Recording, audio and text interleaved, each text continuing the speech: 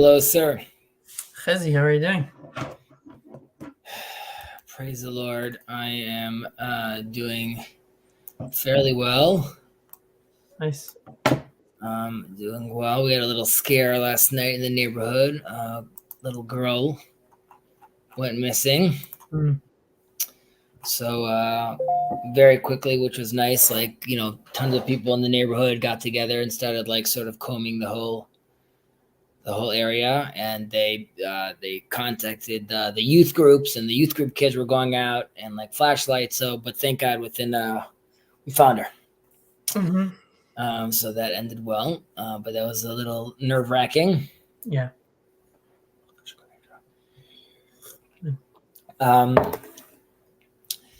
Aside from that, work's going well. Things in the country less so. Yeah, sort of rolling the punches. I'm going to be coming to the States.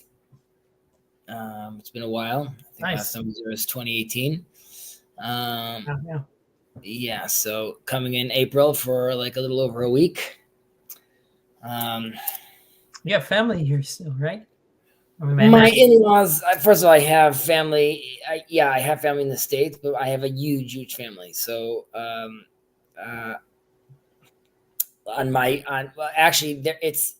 it's massive on both sides. I'm having to get closer with my mother's side, but let's say just on the close family on my father's side is over 100 people, locally. And then there's just it could easily get to 300 or something like that are just Spiros. So I mean, if we see each other, we give each other a nod, but I'm not uber close to them. Where's the tribe? Is it East Coast? Midwest or West? Cleveland. Okay. Baltimore. Interesting. It's just lost Levites, just a lot of lost Levites. But they have no land, so they just exactly, they have no land. I mean, unfortunately, I don't know if you saw in the news, very prominent rabbi in the ultra Orthodox community came out saying that he considers him and all the ultra Orthodox students that are studying all day, he sees them as the tribe of Levite, and that's why they don't have to join the army. Right. Of course, that's only true if it's an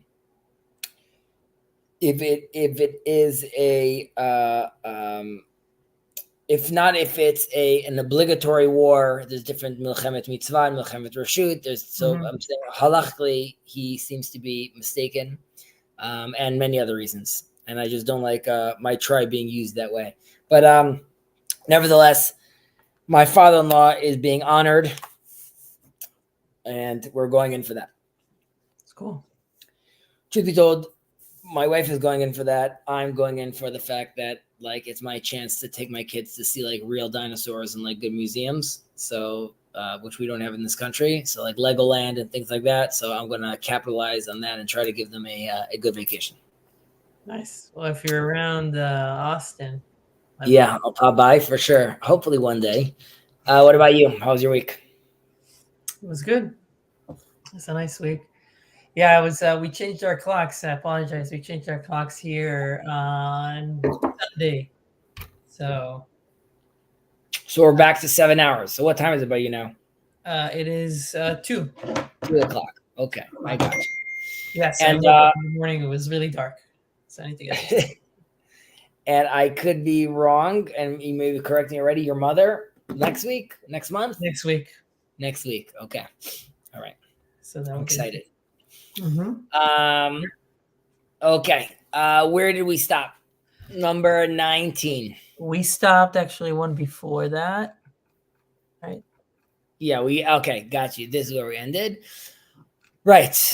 We were speaking about right, meritorious, right? That magical word over there, and about one who causes a community to be meritorious and one who causes a community to sin. The differences over there.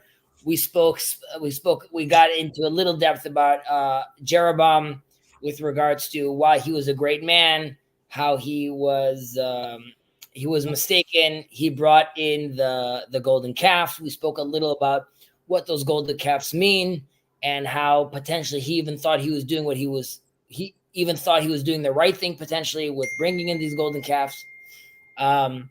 We spoke about how even, and this has less to do with the ethics of their father, more specifically about the golden calf, how we could even see some interpretations where that is not even necessarily idol worship. Like, again, it was a very bad attempt of creating a mediator that was like, that sort of got out of control. We also spoke about the famous story about how Jeroboam, because he was so great, he receives two opportunities to repent, right? One of them when the prophet comes to him and tells him to repent, and he says no, and he paralyzes his hand, and he asks him for forgiveness, and his hand heals. Nevertheless, he doesn't repent. And then also the Talmud gives us a beautiful example, the beautiful, terrifying story about God tells them, I love you so much, Jeroboam. It's you, me, and the son of Jesse in the garden, right? And the Messiah in the garden. Well, let's all walk together and let's just create unity and work together. However, he asks who is in the head, who walks first, and he tells him it's the son of Jesse, right? We have this dynamic of Messiah, son of David, and Messiah, son of Joseph, and we see this fight over there as well, and he decides to say no, and the rest, of course, is history. I'll just add one more note. I don't know if I said this last week, but part of the reason that there was a mistake with the golden calf was that the cherubs that Moses builds, right? We could ask, like, we could ask about the golden calf, Chezi, how are we allowing this as Jews? How are we coming down on the Israelites with regards to the golden calf if right after we build these two idols in the temple, right? This is obviously crazy. Yeah. So there's if you read carefully in the wording, God sort of carves out an option to build himself, not to build himself a golden statue, and this is not for the Israelites to build, number one. Number two, that the verse also says that they built it for themselves. And what God was interested in was a golden statue that has the face of a human, a boy, and a girl, right? And this is to symbolize the tselem, the image of God, right? So this is sort of sanctifying nature in a certain respect. However, the calf is only worshiping God through nature. So that means taking what's the strongest beast in nature, which is the calf. However, the calf ultimately bends his head to eat the grass. And this is there's a verse in Psalms that talks about this, but bending your head is showing that you're lowering your head down and you are bringing nature above you in a certain sense. And that was also the mistake, right? Which is just focusing on sanctifying nature and not recognizing where you need divine help from this as well. And you just reminded me something. This is not related to Pirkei Avot, but I just didn't find any commentary on this as well. But from what I can see, it says about the egel, about the calf, that Aaron throws the gold, the jewelry into the jewelry that the Israelites give him. He throws it into the fire. Out comes the calf. Right. And then Moses, later on, when they're building the Mishkan, Moses can't figure out how to build the menorah. So then he throws the gold into the fire, and God takes out the menorah. Is there any connection here, or why? Of course, that's the exact. First of all, there's another interpretation, which is Micha throws in.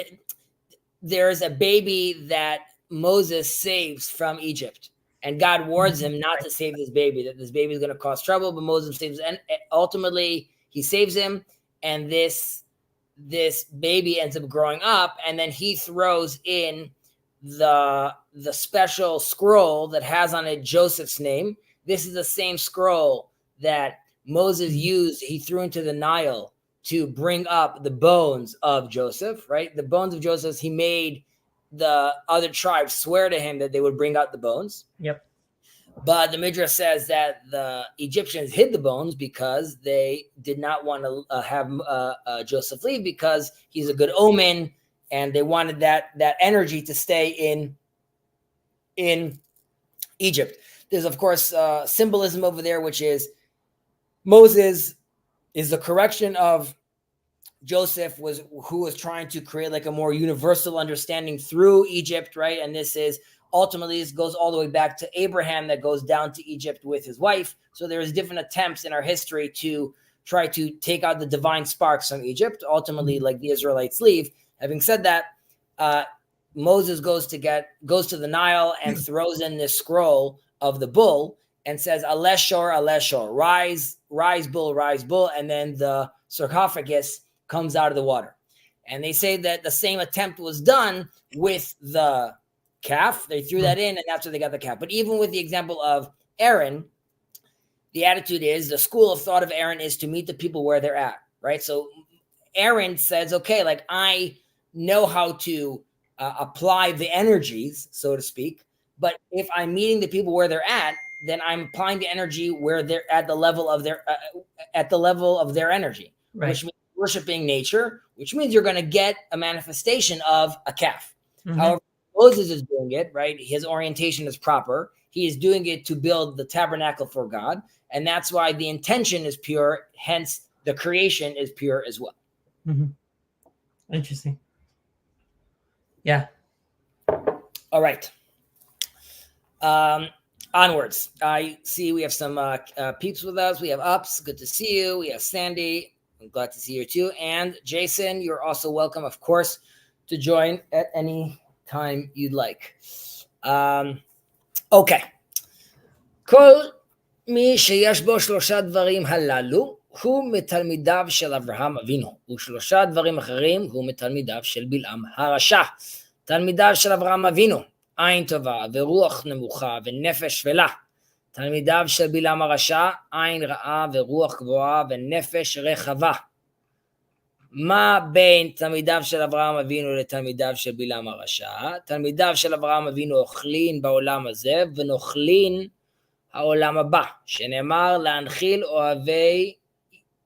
אוהבי יש ועצרותם עמלה. אבל תלמידיו של בלעם הרשע יורשים גיהנום ויורדין לבאר שחת, שנאמר ואתה אלוהים תורידם לבאר שחת, אנשי דמים ומרמה לא ירצו ימיהם ואני אפתח bach. Okay, English. Let's just scroll back up. All right. Whoever possesses the following three traits is of the disciples of our father Abraham. And whoever possesses the opposite three traits is of the disciples of the wicked Balaam. The disciples of our father Abraham have a good eye, a meek spirit, and a humble soul. The disciples of the wicked Balaam have an evil eye, a haughty spirit, and a gross soul. What is the difference between the disciples of our father Abraham and the disciples of the wicked Balaam? The disciples of our father Abraham benefit in this world and inherit the world to come, as it is stated, to bequeath to those who love me there is, and their treasure I shall fill.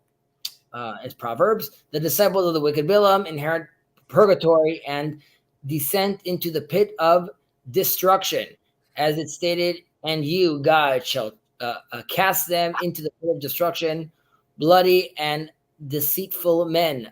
They shall not attain half their days, and I shall trust in you. Mm-hmm. Can you scroll down for a second? I just want to see what's the next one after this.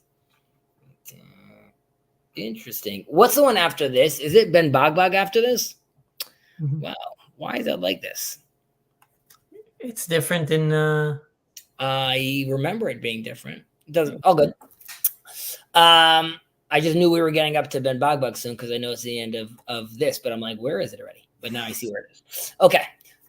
So we said we're talking about these three characters So these two groups, right, which seem they're at the opposite ends of society, so to speak, right? So one are the disciples of Abraham, Abraham. I'm not gonna keep on saying our father. I think you guys get me. Abraham, the patriarch, right? So these are individuals that seemingly are achieving like this perfection of their character and their spirit. And on the other hand, we have the wicked Bilam, who are people that are the lowest morals, causing sorrow and causing, of course, suffering to other people. Now, I don't know how much you know about Bilam, but generally speaking, he is juxtaposed to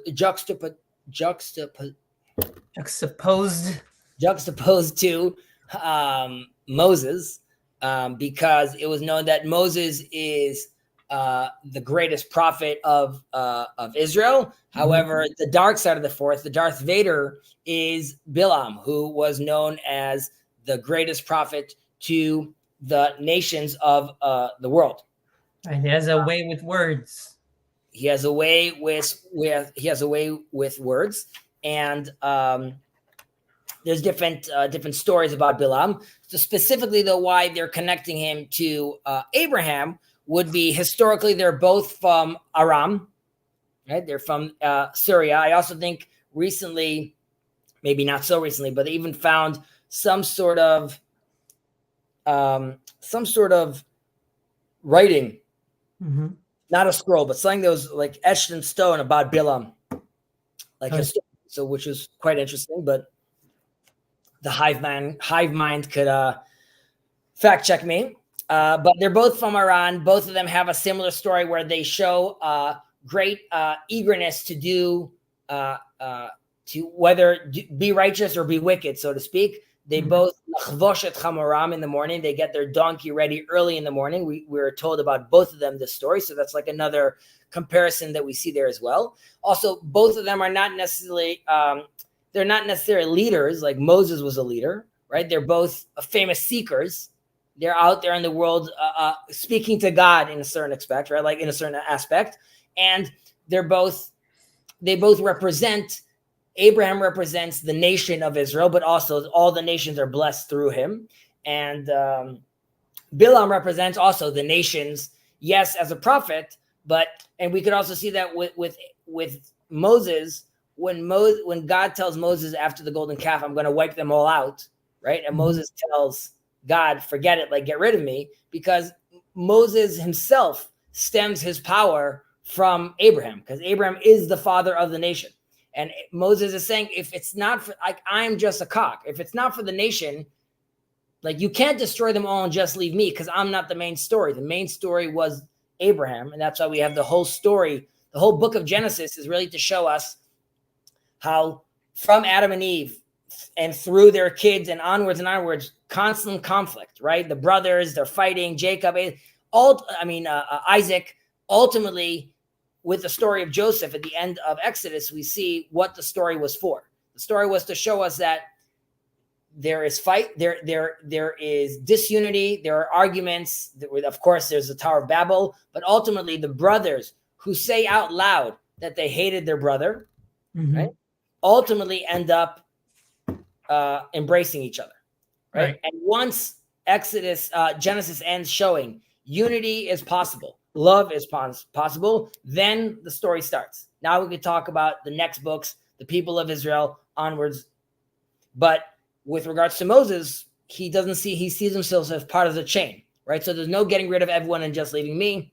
And this goes back to why Abraham is here, because Abraham is the father of the nations. So right, and it's a kind of that arcs or into the name that God uses, right? Elokei Avraham, Yitzchak, Yaakov. Like, I mean, that's like a particular name that is used that kind of connects all of this together. Definitely, and the patriarchs, they themselves are the chariot, right? There's a lot of deep teaching within like who the patriarchs are. We of course learn from the patriarchs how to behave. They have fully embodied the Torah, right? We say that the patriarchs kept all the Torah. Of course, there is seemingly a problem over here, right? The Torah was given after the patriarchs. How is this possible? And the answer is they were embodying the Torah principles already beforehand, right? Abraham is really the first Noahide in a certain, well, Noah is the first Noahide, but Abraham himself is a Noahide to a certain extent. Shalom, brothers, trying to promote the gold you're all learning down here in the morning's live stream. If you were doing that, that's very nice. Thank you. Much appreciated. Ups just lets us know where to find the story of Bilam. And it concludes in the numbers. Yes. Different conclusions. We're also told that Bilam is killed later on. Like we said, fascinating person. So, Ayin Tova, what is a good eye? Right? So this generally means being content with a little. Right? A person with a good eye, and these are, of course, traits that we've already spoken about in the past in the ethics of our father, that many of the rabbis that we speak about seem to embody and embody this, and also had these attributes as well. Someone that's happy with their possessions, and also he is happy with when others succeed. Right? I'm happy if you did well. I'm happy if you got the promotion. We always talk about this. You want to be in a space where if you get a promotion, people are not shooting arrows at you and hoping it's not going to work or are jealous. Rather, they're telling you, wow, that's amazing. That's fantastic. I'm so happy that this happened for you, and genuinely mean so, right? They're very comfortable with themselves, and they're also looking at the world in a positive way, right? So we obviously see that an example, and why we speak about Abraham with regards to the good eye is that famously, he has his tent, which is open, right, to all over, because he wants his guests to come by. You could argue, like, some strangers are coming all of a sudden. Why would you not assume the worst, right? He's open. He's out there. He wants to bring people in, and he's assuming the best. Secondly, there's, of course, the famous story when Abraham needs to release his nephew who got into some trouble. Lot, right? He gets caught by the kings. He's fighting them out. However, he doesn't want anything from the king of Sodom, right? He doesn't want any of the gold. He's just there to save his brother. And you could say, like, what he won. Why did he not just take the things from them? Why did he not take the spoils of war? And the reason is because he doesn't need other things for himself to keep himself sustained and to keep himself happy. He's not looking to gain from others people's loss. This also relates, of course, to the story of, just because it's apropos and it's this month that we will be celebrating the holiday of Purim. So we famously know that Haman, when he casts his lot of, and why it's called Purim, the lot is called a pur.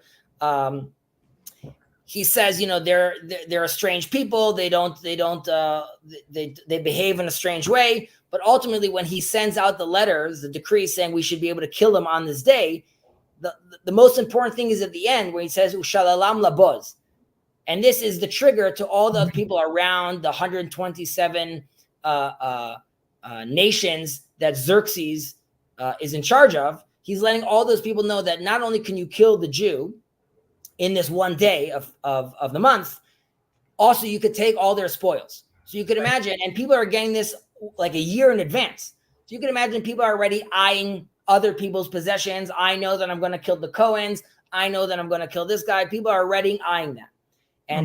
And when Mordechai, eventually when they stop Haman and he sends out the counter message, right? He asks the king to bring back all the messages he sent out about killing the Jews. The king says, Xerxes says, I can't do that. It's too late already. Right? Like I can't, whatever was my own name, I can't bring back. Yeah.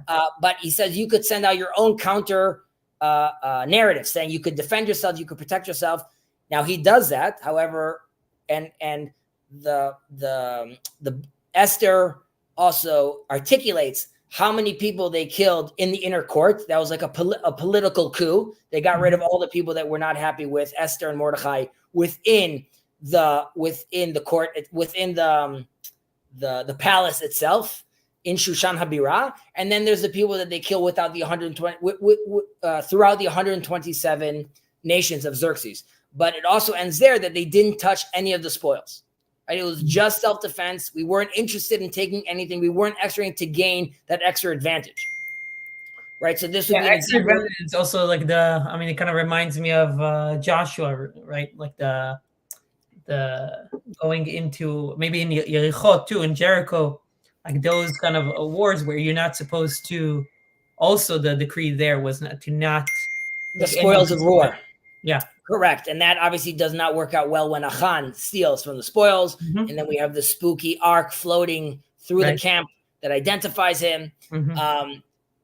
There are different reasons. Like I'm saying, yes, that's also as far as conquering the land. We're ultimately there to first come out and give peace a chance. We're not looking to take from anyone what we don't need, and what we could get from God, and God sustains us, right? So that's also a built-in attitude of faith, right? Where I don't require from the other. And this is why we famously have the saying, Ezehu Ashir Hasameach Bechelko, right? Mm-hmm. Who is rich? One who is happy with his lot, or rejoices in his portion, right? And that is something that I teach my kids all the time. Be aware of what you have. Be thankful for what you have, and be content with that. Right. Any comments? Or yeah, I have in the magic book here. Yeah. On something that you said faith, and the book here also mentions a specific commentary, and this is also related. I am just starting to read Sha'ar Bitachon, the Gate of Trust. Yeah. So anyway, in this book, the commentary here mentions having a good eye means to see the goodness and divine kindness in every occurrence, even that which appears to be unfortunate, thereby revealing the hidden good within each occurrence. So this is according to the Sfat Emet. So that's a very deep teaching. There's a famous rabbi named Nahum Ish Gamzu. Gamzu. In Hebrew, Gamzu means also this, right? His name was Nahum, also this. Right. And why did they call him Nahum, also this? Because everything that would happen, he would say, Gamzu letova. This is also for the good. We should be careful, though. He's not saying this is also good, but this is also for the good. Right. And there's somebody else. Right. Ultimately, and when we recite the Shema, we close our eyes, right? Because we say, "Hear, O Israel, Shema Yisrael, Hashem Elokeinu, Hashem Echad." Right? We take the name Elohim, we take the name Adonai. We're saying both of the things are one, right? God number one and God number two is all the same. God is everything. Now we close our eyes because we are saying something that our eyes can't see. Right. It doesn't make sense to us to say these things, because if God is everything and all is God, then you're also saying that evil is also from God, as the prophets taught us. So through faith and through tradition, we know this to be true based on faith, and that's why we proclaim this. However, we close our eyes because we have this cognitive dissonance when we say this thing. And when we say Gamzu Letova, we're saying also this is for the good. Ultimately, I believe that even the bad things that happen, in them, there is a divine spark that are for good. Now, that's not for humans necessarily to understand. That's in God's realm. Even we say when we're going to smite Amalek from under the sky, that's not over the sky. As far as humans are concerned, we need to get rid of them. As far as God's concerned, there is a place for Amalek as well. Right? Ultimately, everything also has its place. Right. I see that as like a... it's not good. Like, we're not saying that it is good, but this is where the effort comes in. Like, we believe that God meant it for good. Like, eventually this is all according to the divine plan, but it's part of our responsibility to figure out, like the commentary here says, like, to reveal the hidden good, right? So it is kind of part of that's actually the unique thing that we can do, is to take the good out of anything, even the horrible things that happens to us, and to figure that. And that's in the book that I mentioned. Like that's how they try to define bitachon, this idea of trust that is beyond faith, that is something more, almost more proactive than just having hope. Hope is something that you can. Hope is more, not spiritual, but just like more ephemeral. But the bitachon is something that you can hold on to. It's something that you act with. And so much so that you act that way that you deny. I'm saying by covering your eyes when saying the Shema, right? You're saying I am pushing through regardless, right? Seemingly like if I look, I won't be able to go off the cliff. But if I close my eyes, then I could bring back my faith. I could bring back my courage with believing this, with continuing going with this, right? So we are asked not to close our eyes because just be foolish and be blind, but rather understand that you understand your limitations. And then once you understand yourself properly, you could then push through them. Yeah. Okay, so we spoke about good eye, a meek spirit, Okay, so here too, where do we see an example of a weak spirit?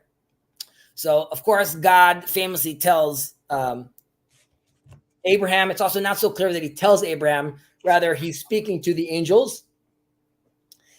And it's interesting. The way the Bible talks about it is the Avraham od nosham, and like Abraham was still there. It's almost like God was having a conversation with the angels, and Abraham was just like is privy to the conversation, but he's not involved in it. He's just like awkwardly standing while God is telling the angels what to do.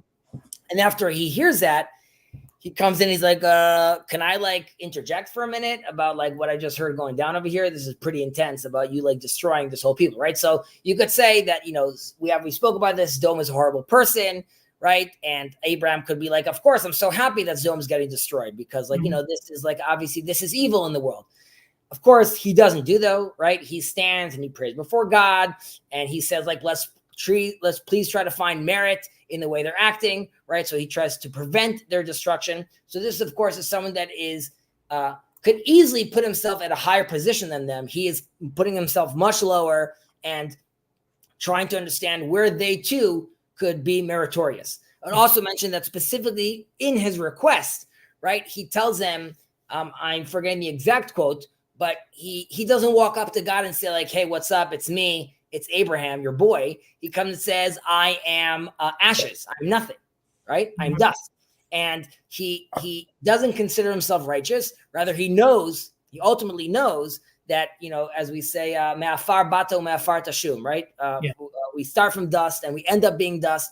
So this is a very compelling example of like a humble spirit or a meek spirit, right? Someone that very clearly knows himself and knows his position. And this is Abraham after, he's already a big deal. People know Abraham. He had his own following. Nevertheless, he has no problem knowing his place and putting himself between God and the wicked.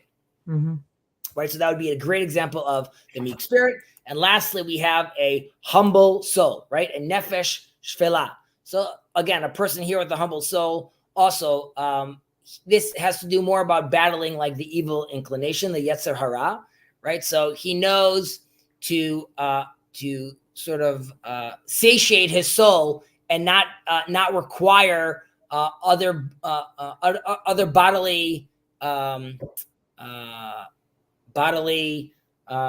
what's the word I'm looking means for? Or wants? Bodily means or bodily I want to say stimulation, right?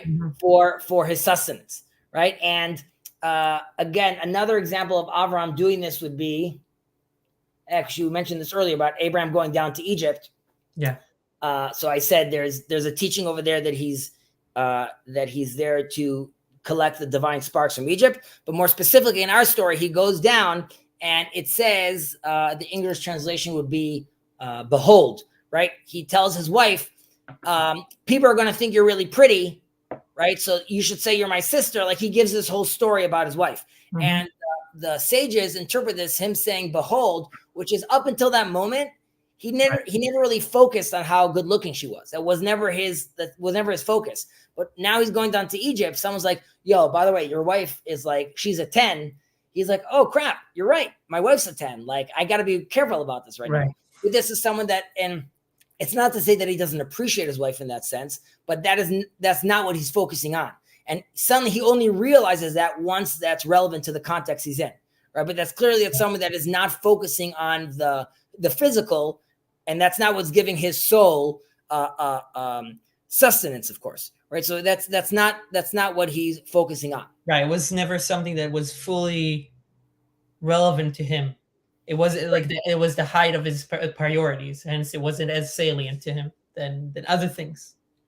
So this would relate to, let's say, some of the Essenes group or the Nazirs, the Nazarites, right, who decide to distance themselves from physical desires, right, so they could reach spiritual achievements. And of course, specifically with this regard, the Nazarite has to bring a sin offering, right, because you've distanced yourself from the gifts that God has given you. And in general, one should be very careful distancing himself from all physical desires, because God has given us this amazing world, and many of these physical desires can and should be achieved. They just should be done in the proper context and in the proper orientation, as we speak about often. I just want to make sure can be elevated. Yes, by someone that has, as your level grows, you can also elevate those things as well. Yep.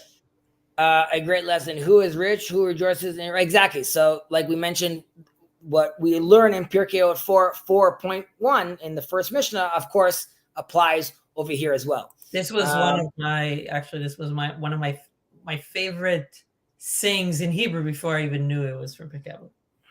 Ashrecha shekivanta. Upcycle Club. Aram spoke up saying, "Here I venture to speak to my Lord. I am dust and ashes." Exactly. Thank you for giving us the exact quote. I remembered ashes and dust, but that is beautiful. Thank you, sir. This is participating very nicely. 10 extra points for you. And by the way, yes, the points matter at the end of the year. I'm not going to tell you how I'm calculating them, but if you don't have points, let's just say it's not great. Then you're considered one of Bilam's students now. Okay. So we did the humble soul as well. Yes. Now we move on to the wicked disciples of Bilam, right? And they have the reverse, right? They have the evil eye, the haughty spirit, and the gross soul, right? So the evil eye, in a certain sense, it would be the opposite, right? This is you're not satisfied with the things that are in front of you. You are coveting other people's wealth. You want what they have, right? This is very much like the grass is greener sort of situation.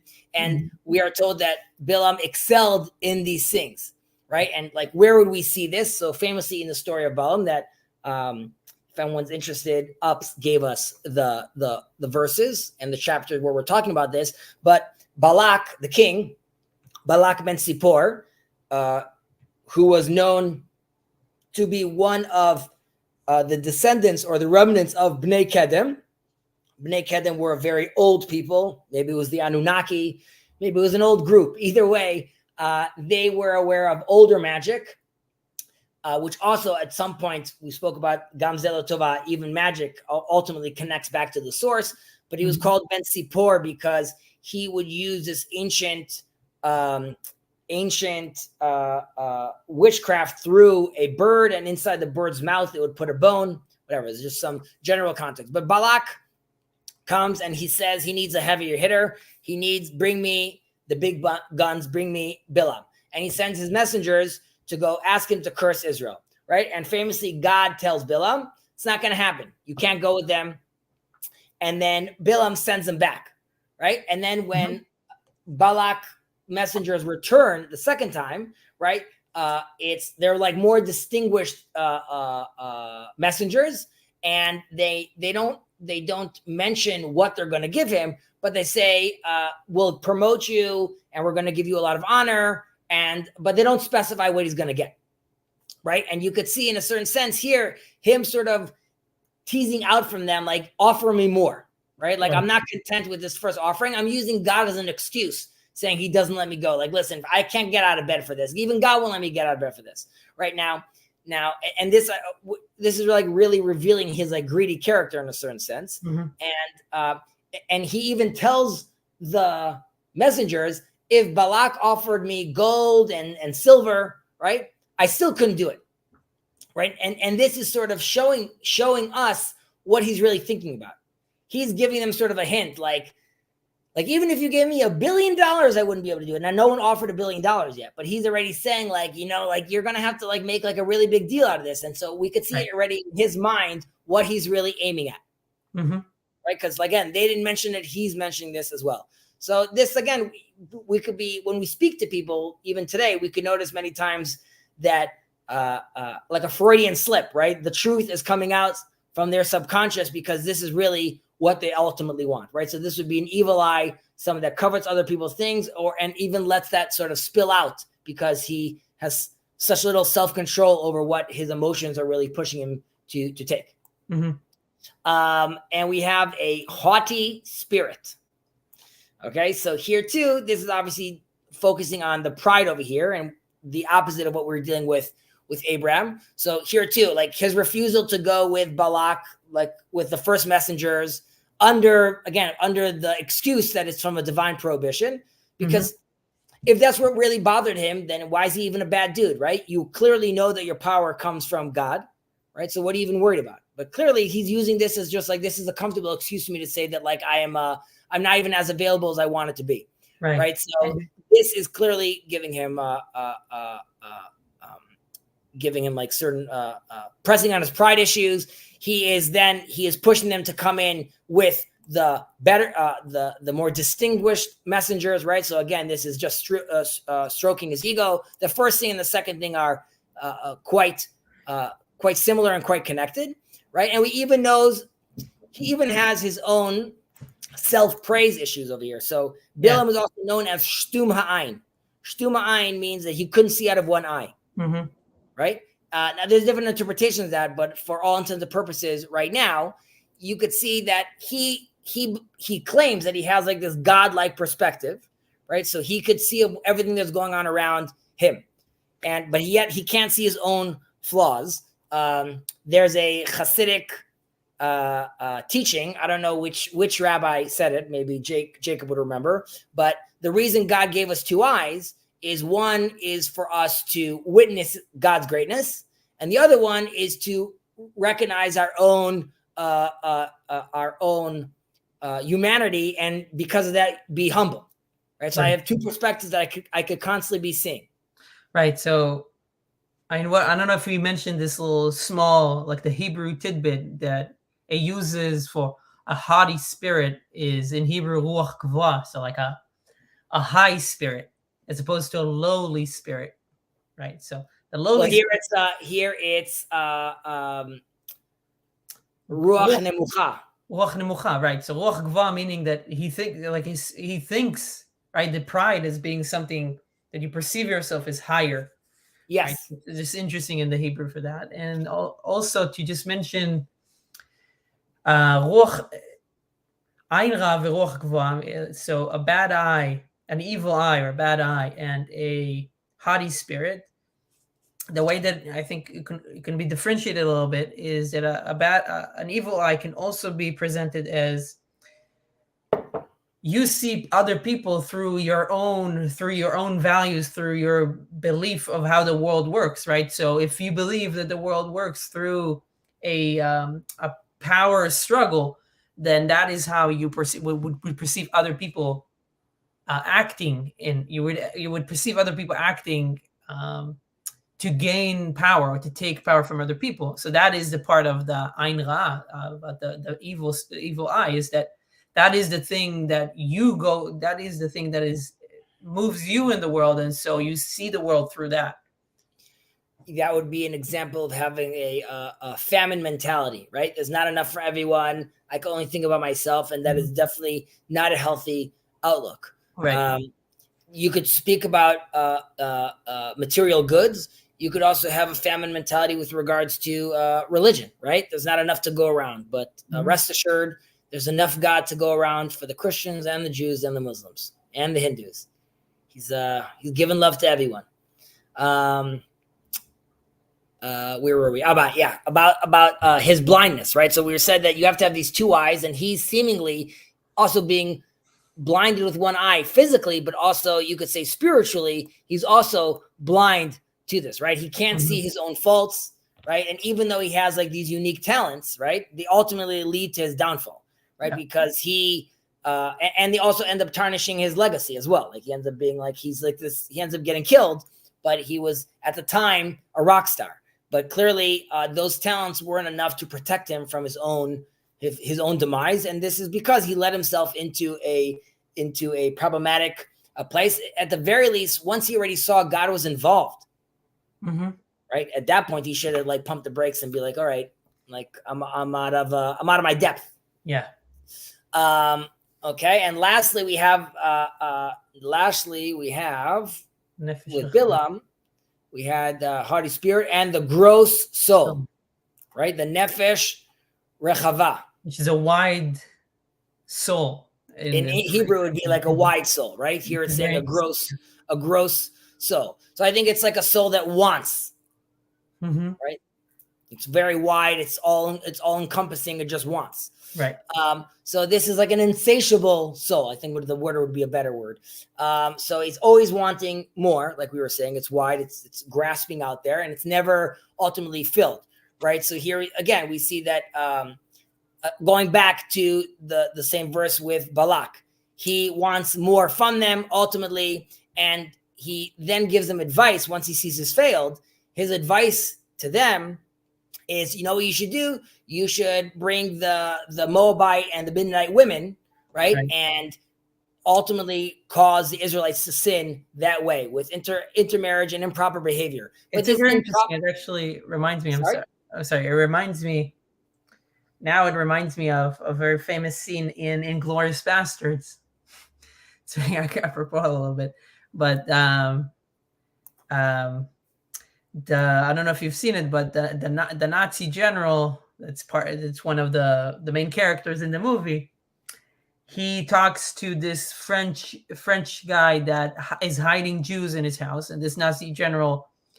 Au revoir, Shoshana. Exactly, yeah. So he suspects him of doing that, and he says, you know, in order to find the rats, which he's referring to, the Jews, think like a rat. You have to think like a rat, and I really see that in Bilam, right? He's thinking, how can I reduce these people? How can I hurt these people? Let's see, what do I want? What do I like? What do I seek? What are my desires? And he thinks about the Moabite women, right? So. Exactly. So that's a perfect explanation, right? So he looks at the Israelites' tents, right? And this is a verse that we say his curse or his blessing, which he was forced to articulate, is something that we actually sing and we pray every day in our morning prayer, right? Matovu alecha Yaakov, right? How great are the tents of Jacob, and the Midrash tells us that he noticed that the tents weren't aimed at each other. There was privacy, and people didn't want to be looking at each other's own business, right? And there's a sense, again, at that time where you could imagine you take out these slaves, there's a slave mentality. Here we see, the nation of Israel is trying to orient itself properly and set up already, even though they're still nomads at this point, create in their encampment, create some sort of proper behavior, right? Some sort of ethical code that they're already building into their system. Now he sees this, and this drives him mad. And like you said, he has to think like, what can I do that's gonna disturb this or disrupt this? And he decides based on what he thinks and what he wants, right? What would drive also him in a certain sense? He brings this in. I should mention just specifically on the story of Bilam, which is fascinating because Moses is telling us a story. The Israelites have no interaction with Bilam. We're being told that this is happening you cut the scene and you're going, these are different characters that we don't even deal with. And in a certain sense, it's also letting the Israelite know there is constantly an exterior discussion happening about the Jew. As long as your tents are oriented properly, you will be protected from that discussion. Right. It's just something to take into consideration. Right. So ultimately, like we said, like his counsel at the end of the day, his advice to Bilam, this reveals how corrupt he is and his seemingly shameful strategies of how to bring the demise of the Israelite people, which ultimately it fails. Hi, Bilam. I'm still here, 2024. Onwards. Then we moved on to, okay, so so what is the difference? Right? Because you could ask seemingly like, isn't it obvious what the difference? We just went through what the differences are. Right. Why are we being asked again? Like, so what is the difference between them? The answer is really to show you about like the reward that they get. Right? It's really to stress that, which is that the students of Abraham, and the terminology in English is to bequeath to those who love me, there is, and their treasure I shall fill. Okay, so there is also interesting, but basically, so anyone that's following the path of our forefathers, the patriarchs, right? He's giving himself, as we say, he's enjoying the fruits of his deeds in this world, right? But we spoke about this in the past. The principle is preserved to the world to come, right? And of course, Gentiles have a route to this as well. Fear not. And what's interesting also that at that point, if you do this, you earn the coveted title of being God's beloved, right? So here it says, to those who love me, right? And we also speak about Abraham is known as Ahuvi, my beloved. That's like a very big, it's a very big deal, of course, to get to that place. So that's part of the reward. The other part of the reward in Hebrew is lanchil ohava yesh. Right, so what does God bestow upon His beloved? So this yesh is, we know about this from Kabbalistic terms, right? The yesh and the en, the is this is a term from the world to come, right? Which is, this is the eternal realm. This is the substance of that it represents it represents eternity in a certain sense. So there's a deep reading into that specific word. Again, as it says over here, I'm thinking about in English, which is bequeath to those who love me, there is. And their treasure I shall fill. There is, when it says there is, that means the yesh. They will be eternal. Right. You with me? Or is this a little... No, I understand what you're saying. It's just interesting to see the different, how they tried to translate it. I'm not loving there is, right? So I mean, like, it will be substantial, it will be eternal. It's interesting also, look at the first part, to be the benefit in this world and inherit the world to come. It's interesting because it kind of relates to what we spoke about in terms of ochlim, the word in Hebrew. The fruits. I'm eating the fruits. I'm eating the principle, the inheritance, the land that's in the world to come. Right. It's in addition to that, I think another kind of like possible commentary about is that you are able to take in the material of this world and enjoy it in a way that still also will bring you into your reward in the world to come, right? So we said it's not something that we're like the Nazarites, like the Nazirim, that we completely disengage from, like this world. Actually, the highest level is that we can engage with this world. We eat the things, right? On Shabbat, we enjoy, we eat three meals, and that also in a way that is not detrimental, but leads us also to the reward in the world to come. And we don't, these are all kind of like synchronized beautifully, as opposed to being opposed. An anecdotal story that's relevant to that is Rabbi Kook famously would not, many people on Shabbat in Jewish communities, it's custom to share and discuss thoughts of Torah at the Shabbat table. And it's a beautiful time because you are getting to participate, of course, in understanding God in a deeper sense. However, Rabbi Kook famously he would tell many stories at the table, and many of them are Torah related, but he would not give specific words of Torah at the Shabbat table. And the reason was he didn't want people thinking that the Shabbat table is elevated or sanctified because of these words. Rather, it's because it's Shabbat. It's because I'm enjoying the meal. It's because I'm enjoying my time with you guys. And that's an example of enjoying these fruits, right? Which is there, of course, there's another deeper level to it, but that's not what I'm required to do right now. I could enjoy a meal with someone. Yes, I have to make a blessing. Yes, there's many things that are still happening within the context of a religious mindset, but that doesn't mean that every moment needs to be necessarily like the Nazarite. We're going to say, I'm distancing myself from eating these grapes because like it's too much for me, this physical world. Mm-hmm. Now on the flip side, right, we have the students, the disciples of Bilam, right? And you, God, shall cast them into the pit of destruction, bloody and deceitful men, and they shall not attain half their days, and I shall trust in you. The way it ends also alludes to something that you mentioned in the beginning of the stream. But first off, their lives are metaphorically Gehenom or Gehenna, as it said, the Christians talk about it, right? So this is very much up Jordan Peterson's alley, right? When he says like, you're living in hell, or you're living the actual hell itself. So you're living this degraded existence, and this is self-inflicted, right? Because you've had this haughty spirit, and because you had this evil eye, you've corrupted your own life. The way you look at things have been corrupted. The quality of your life has been corrupted because of this, and you're not enjoying life because of this as well. So there's a sense which hell is, you are creating a current hell experience for yourself, right? And there's another element of here, which is not only are they not gaining.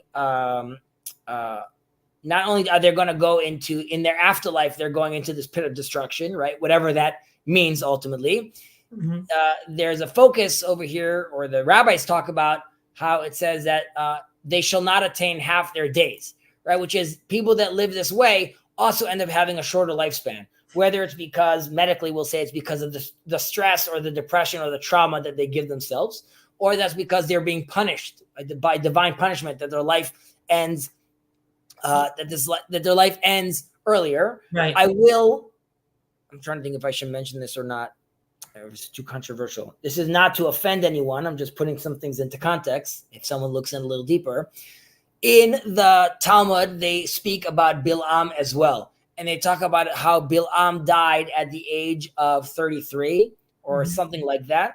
And it mentions that the person that killed him is Pinchas. And then there's like another weird name connected to it.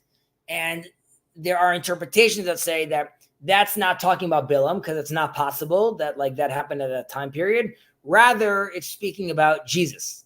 And it's talking about how Jesus died at an early age. And this Pinchas character is really, it's similar to a name of like a Roman person at the time. And this is more of like, because of the censor, the Talmud was like sort of hiding this. But the sense was, in the Talmud's eyes, that like Bilam, Jesus also sort of led people astray, XYZ, and that's why he was also cursed to die at an early age. Again, no one should take offense to this. I almost didn't mention it. It's just because it was relevant to these things. But again, if someone is offended, I'm sorry. Now, one thing about the half their days also, that they should not attain half their days, is almost makes me think, this is kind of a poor analogy, but I think maybe you can see the point there, is that if you have, let's say, two tools and you choose to use one more than the other, that tool that you have is going to become dull, and it will become dull faster. So if you put all your stock in one thing, obviously that tool is not going to last for very long. So for somebody like Bilam and his followers and his disciples, they think that, let's say we're thinking about all material and more or all spiritual, right? If you put all your stock in the material world, obviously the tool that your body would not last, because that's all you're using, and you're not putting yourself on a higher level where you can have maybe a more balanced view of the world. So that kind of makes me think about that as well. You hear that?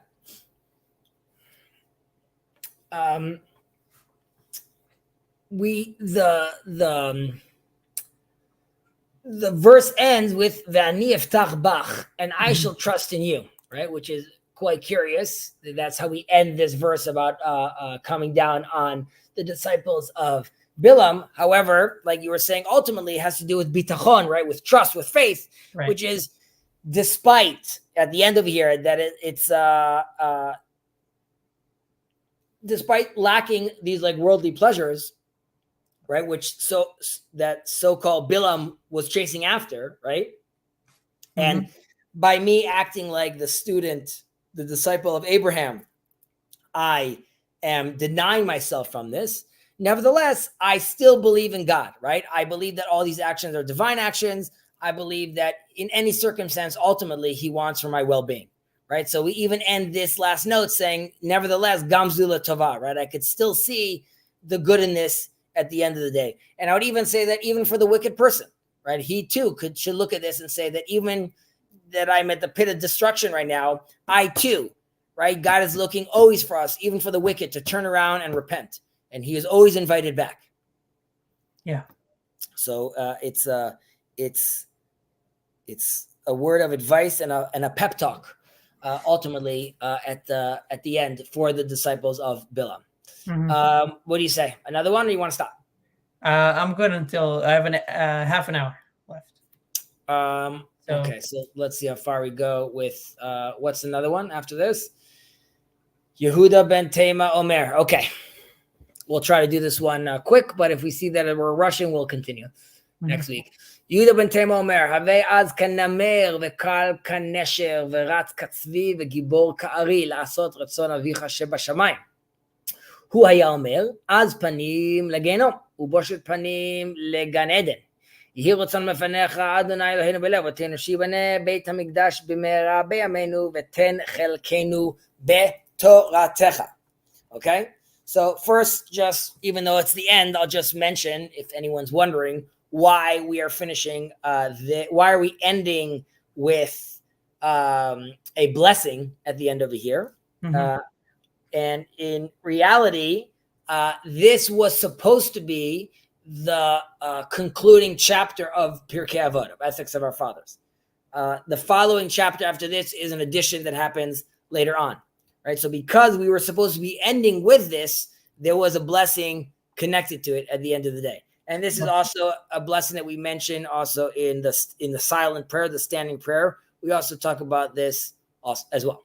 Right. At the end of after you make the 3 steps, it's also interesting. I don't know what there's another reason why, if I recall correctly, why we make this, but I think we connected later on. I believe I'll have to see if it actually makes sense. Okay, Havei az kanamer, right? So I didn't read this in English. Sorry. Judah, son of Tema, would say, "Be bold as a leopard, light as an eagle, fleeting as a deer, and mighty as a lion, to do the will of your Father in heaven." He should also say, the brazen to purgatory, the bashful to paradise. May it be your will, Lord, our God and God of our fathers, the holy temple will be rebuilt speedily in our days, and grant us our portion in your Torah. Amen. So now let's dive in for a second. We are being told to be as bold as a leopard. Right. So we require the courage of a leopard, or the boldness of the leopard, right, to overcome and conquer the evil inclination, not to listen to it, and not to feel our own desires that it's pushing it's toward. And this is the evil inclination every day opens up new points, new attack points, new attack vectors, right? New temptations arise every single day. Yet we are being told not to give up. Right? We are also told, "Betachbulot ta'aseh milchama." What would be the translation in English? If you're wise, you should use tactics of war to win. Right? So this is telling ourselves you should seek strategies. It could be it's an app. It could be that you have a rubber band tied on your finger. It could be that you have signs around your house. But to beat the evil inclination, the Yetzer Hara, we need to be as bold as a leopard. And that even means I was cunning like a fox, but you should be smart and be aware of yourself and understand how to give yourself guidelines and give yourself, train yourself to be able to overcome the evil inclination. right? And be brave and be bold to ask hard questions, right? Of course, we have to be respectful with how we ask these questions, but we ultimately are the ones who wrestle with God, right? Yep. And we are there to ask questions and seek answers as well. And be brave to follow through with what God requires from you, and what would seemingly look like strange traditions, right? I'm going to do this. I'm going to not eat meat and milk. I'm going to wrap phylacteries on my body right now. So we should be bold enough to do so without feeling nervous of being ridiculed. Is this too much of a detour? I don't know. I think it's still worth it. There's the famous story of Jacob meeting Rachel. And I'm sorry that I think like I'm thinking out loud. But my brother told me this. He watched one of these and he says, like, you do too much like thinking on the fly and then like deciding whether or not you want to talk about it. But I think that's the general vibe here. I mean, I enjoy that too. So I mean, we're getting into each other as well. So Jacob meets Rachel. Well, Jacob goes to find a wife, right? And goes to Laban's town and is very curious what he's doing. He doesn't go around telling them, hey, I'm Jacob. I come from the house of Abraham. People know him. My cousin Laban, he's quiet, right? And he's there. Why are you guys waiting? We can't lift the big rock. It's very heavy for us. By the way, do you guys know Laban? Yeah, this is his daughter. Oh, he pushes the rock by himself, gives her a kiss. He starts to cry. It's a very strange scenario what's going on over there. Now, there is a midrash that says that Jacob was, he leaves his father's house, Abraham. This is already, Abraham had the call of, the call for adventure, lech lecha, go for yourself, go out there, So Abraham already started that journey. Now Jacob, who's, a few generations down right now, is taking this information and looking out in the world to see if he could actually embody this, right? So he goes and he gets to a well. A well is always symbolizing life, right? I'm at the place where now life could be sustained. And he goes to the people around him, and what does he call them? Achai, my brothers, right? He's already starting with the universal message. I'm looking for the bigger picture over here. He also tells them, me'ayin batem, right? Like we said earlier about the yesh and the ain. Here again, me'ayin batem. He's letting them know, you guys, like me, come from the source, come from the one. You guys come from the ain. Then he sees his wife, and he knew her and I are destined to create this great nation. And that's why he ultimately had to go and kiss her. That's his immediate reaction. I must act. I must be bold like the leopard and act. I see the opportunity in front of me. I must act. However, he cries because, the people around him, they don't understand what's going on.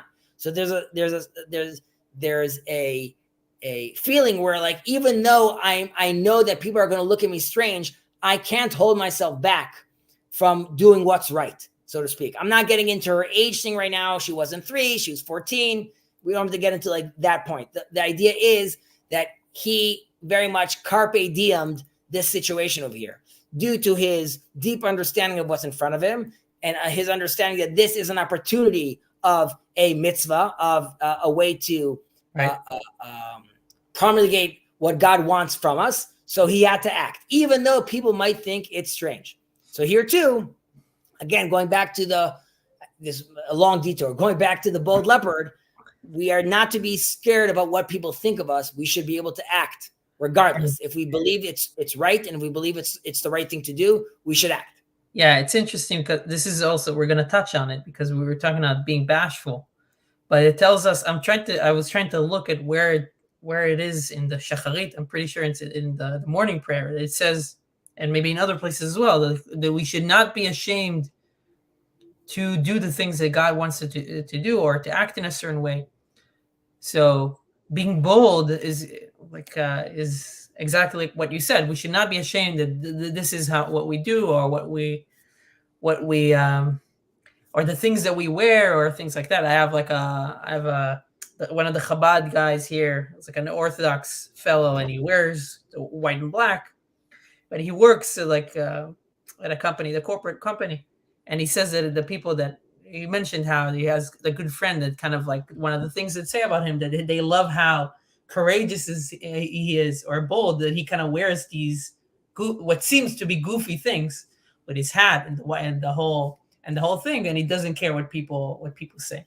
So it's To be interesting. fair, Tom Ford has what he calls his uniform, right? He has like this beautiful black suit and white shirt that he always wears.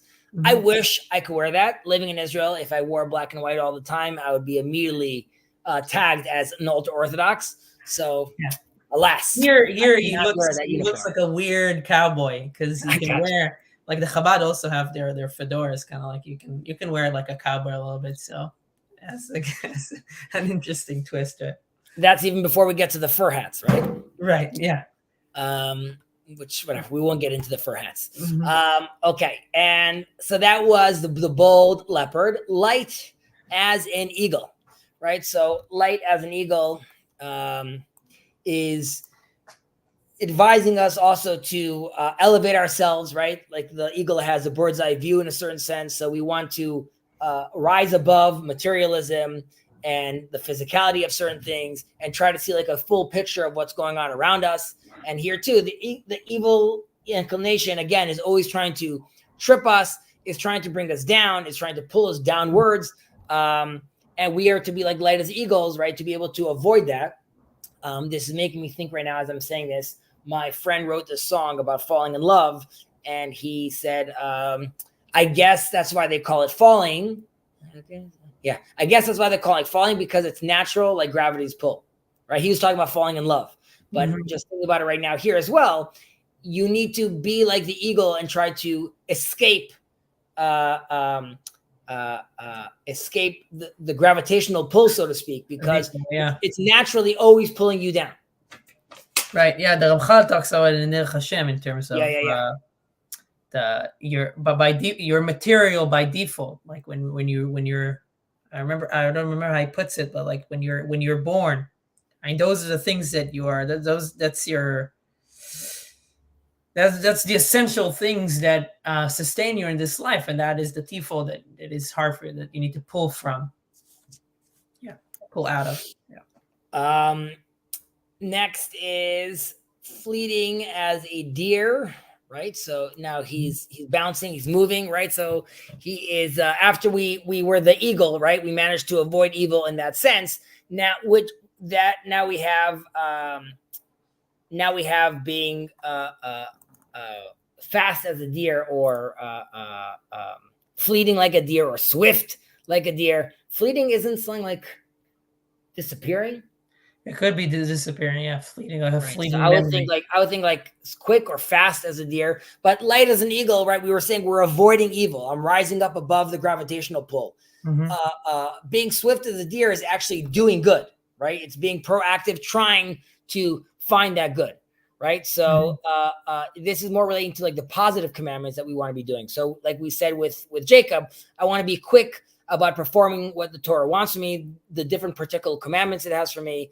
And this is another way of defeating the evil inclination. One is trying to escape it or not have it in my vicinity, looking at the bigger picture. Another one is being quick enough to avoid it and focusing on the proper commandment in between the bush, so to speak, right? Yeah. I'm going to be like quick like a deer. I'm going to be moving through there. Now, right. And like we said, when a mitzvah, when opportunity arises, I should take it immediately. I should be swift, like Jacob, who didn't hesitate, right? He just knew what had to be done. And he was both bold and he was quick, right? And he was swift or fleeting like the deer in this sense. Now, aside for the metaphor of the deer being swift, which sort of makes sense, there's another sense that when the deer, I believe this is true, when the deer is running away from the cheetah or from the lion, whatever it is, he turns around while he runs, right? So he's still looking back to see if the lion is still chasing him. In our case, if the evil inclination is still chasing me, right? I think I'm the quickest guy in town and I'm the best deer, and I'm galloping and I'm running and I think I'm home clear, right? But it's very possible that the track I'm on or the speed I'm running is really being just the evil inclination is alongside me for the ride, right? So this has to do with us constantly steel manning, scrutinizing the way we behave, the way we act, really making sure that in no sense, while we think we're being quick and we're ahead of the game, it could very well be that we're still within the claws of the evil inclination. And what we thought was the proper speed force that the Flash and Barry Allen use ultimately is the negative speed force that is used by the reverse Flash, right? So I'm saying we can end up harming ourselves without even noticing. So that's why it's always important for us to double check, re-examine, and even scrutinize, really make sure we are running in the right direction and in the right speed, and that there's nothing else behind us. Gibor Ka'ari, and mighty as a lion. All right, so here this is famously we are described as lions as well, right? So here too, even if I managed to beat the evil inclination because I managed to avoid the gravitational pull and I was quick enough to avoid it, this was the win for Monday, but there's Tuesday, right? The success of today doesn't guarantee that I'm immune from tomorrow. And while the lion is the king of the beasts of the forest, he nevertheless still has to be aware of his pride. If he shows any weakness, another lion's going to come and attack, right? So one day doesn't mean that you now could rest on your laurels. You got to be you got to be ready to deal with these struggles every day, right? And it's telling us that you might be feeling overwhelmed, and you might feeling like this is another day where I'm getting hammered by these temptations. This is where you need to find this inner strength to resist these temptations. And obviously in the Jewish history, there's been many times where the world was looking at us and seeing us participate our strange mitzvot, and they came out against us, right? And they wanted to kill, burn, maim, but that doesn't mean we stop, right? There's the famous picture of the horrible pictures of the Jews in Poland, right? Standing above like a mass grave with their phylacteries on, right? When the Nazis like laughing with a gun to his head. Nevertheless, it didn't matter that they looked strange. It didn't matter that they knew they were going to die. They remained as brave as lions. And of course, we hope that in our little land of Israel today and around the world, we could make sure that their deaths were not for naught, and rather they are martyrs that are sitting under the throne of God, enjoying the radiance of him as well. And ultimately, we finish this Mishnah. Can you just scroll down with this blessing we said, right? This interesting blessing, right? So, like we said, actually, before with the blessing, we should mention that it's curious if the last Mishnah we just spoke about how I shouldn't be.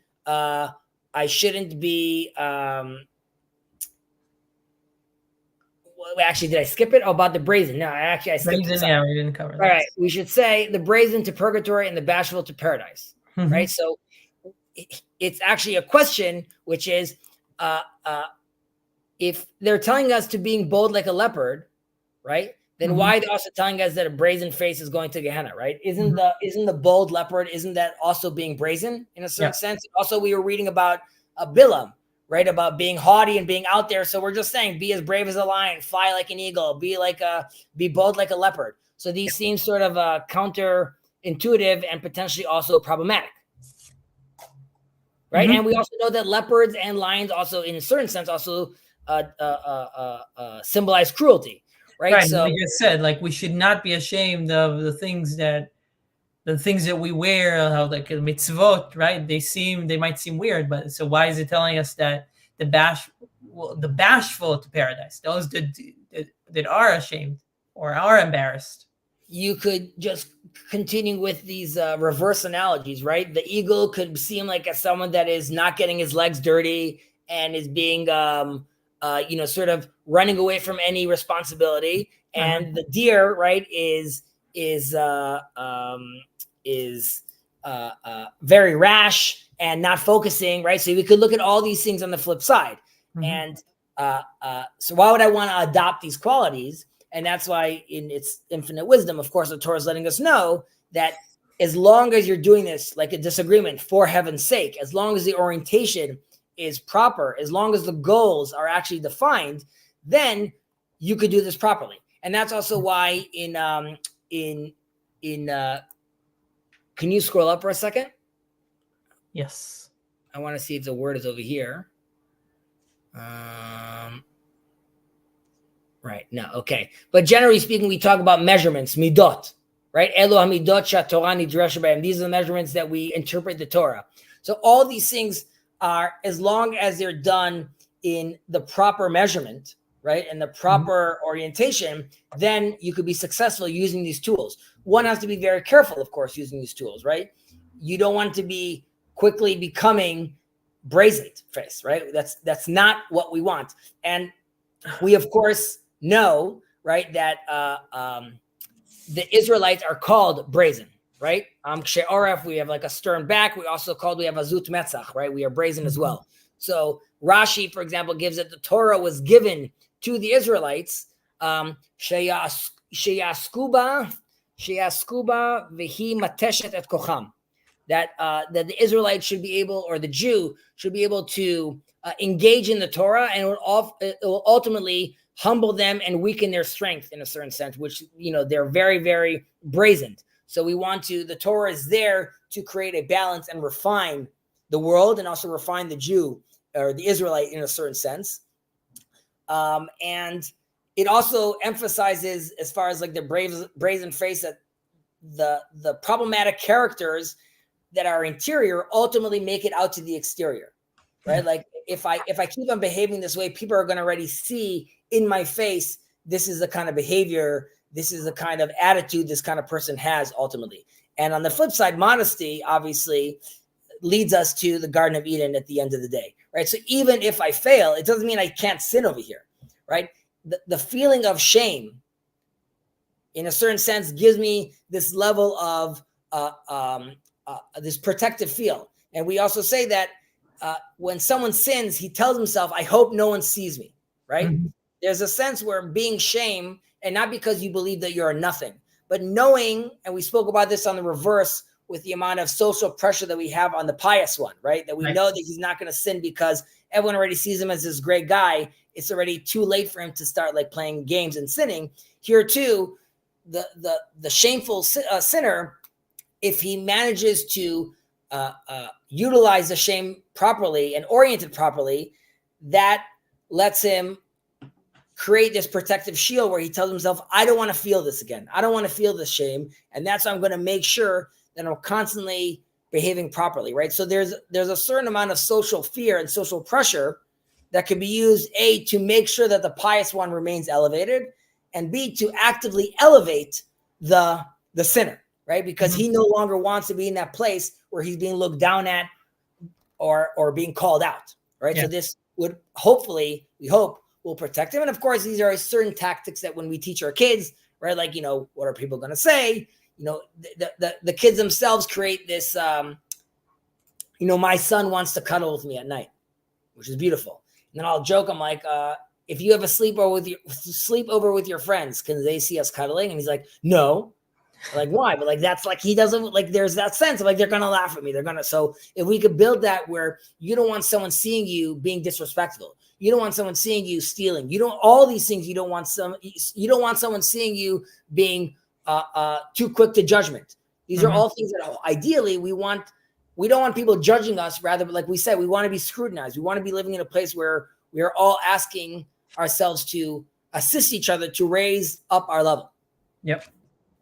And right. So then we get to this blessing, which we said was there because it is part of, this was originally the ending of Pirkei Avot.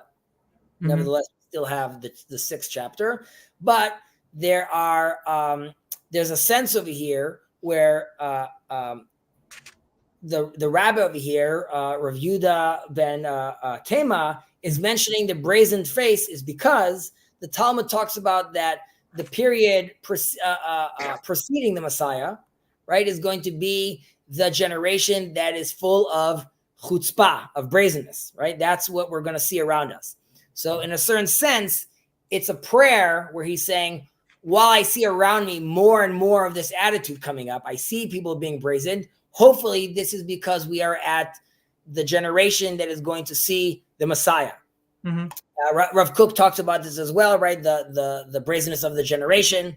So we are at the end of that period, right? I hope. One could only hope, right? And like we said earlier, that these attributes that are problematic could be oriented for the good. In order to do so, we need to make sure that we are locked into the proper system. And so we say that God, right, that we want to make sure grant us a portion in your Torah. Make sure that the learning we're doing and the way we're happening is happening inside your system that's connected to you. And hopefully that will allow us to make sure that we are oriented properly and we're going the right way and we're going the right direction. Yeah. Right. So we don't want to have boundless options. We don't want to be like the eagle flying anywhere we want, or being like the leopard being as brazen as we want.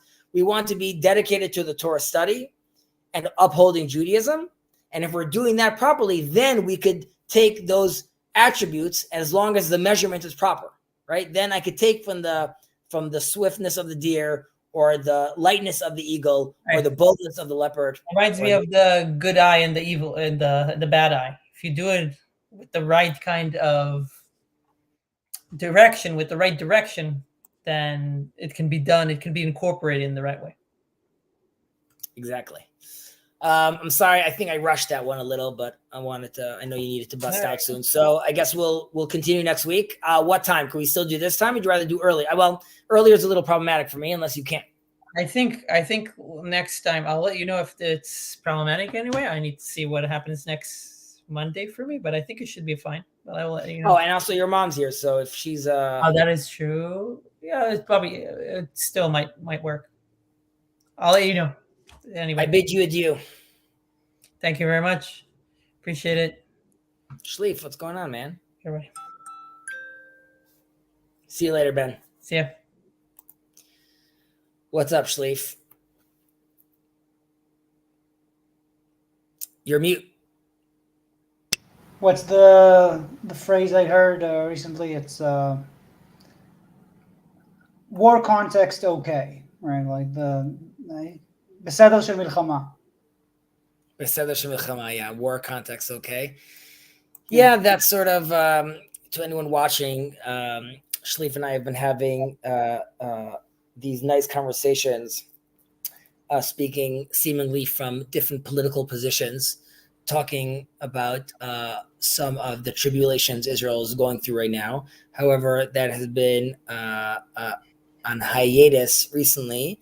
And I was mentioning to Shleif that, because he says, like, in the context of war, we're okay. There's just, unfortunately, very unfortunate and bad news coming out of Israel. And whether it's because it's due to the complexity of the war, whether it's to do with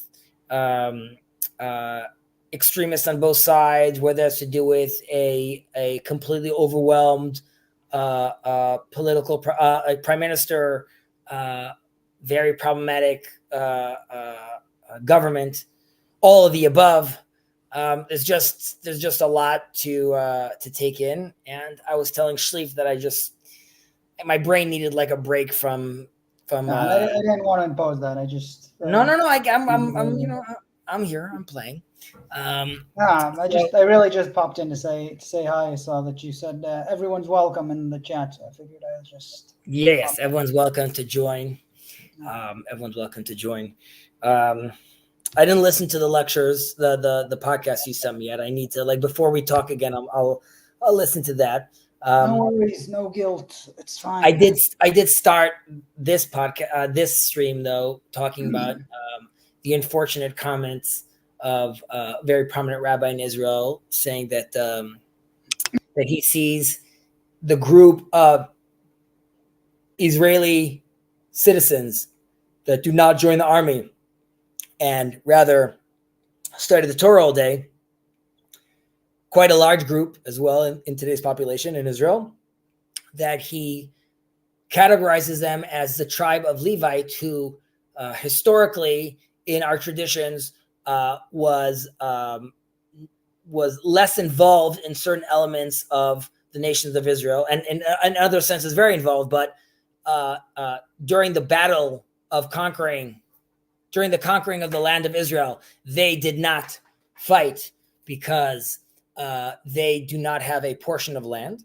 And that's because their portion is the temple, their portion is God. And in reality, their portion are all the people of Israel. That's why they have 48 different Levite towns that are dispersed around Israel.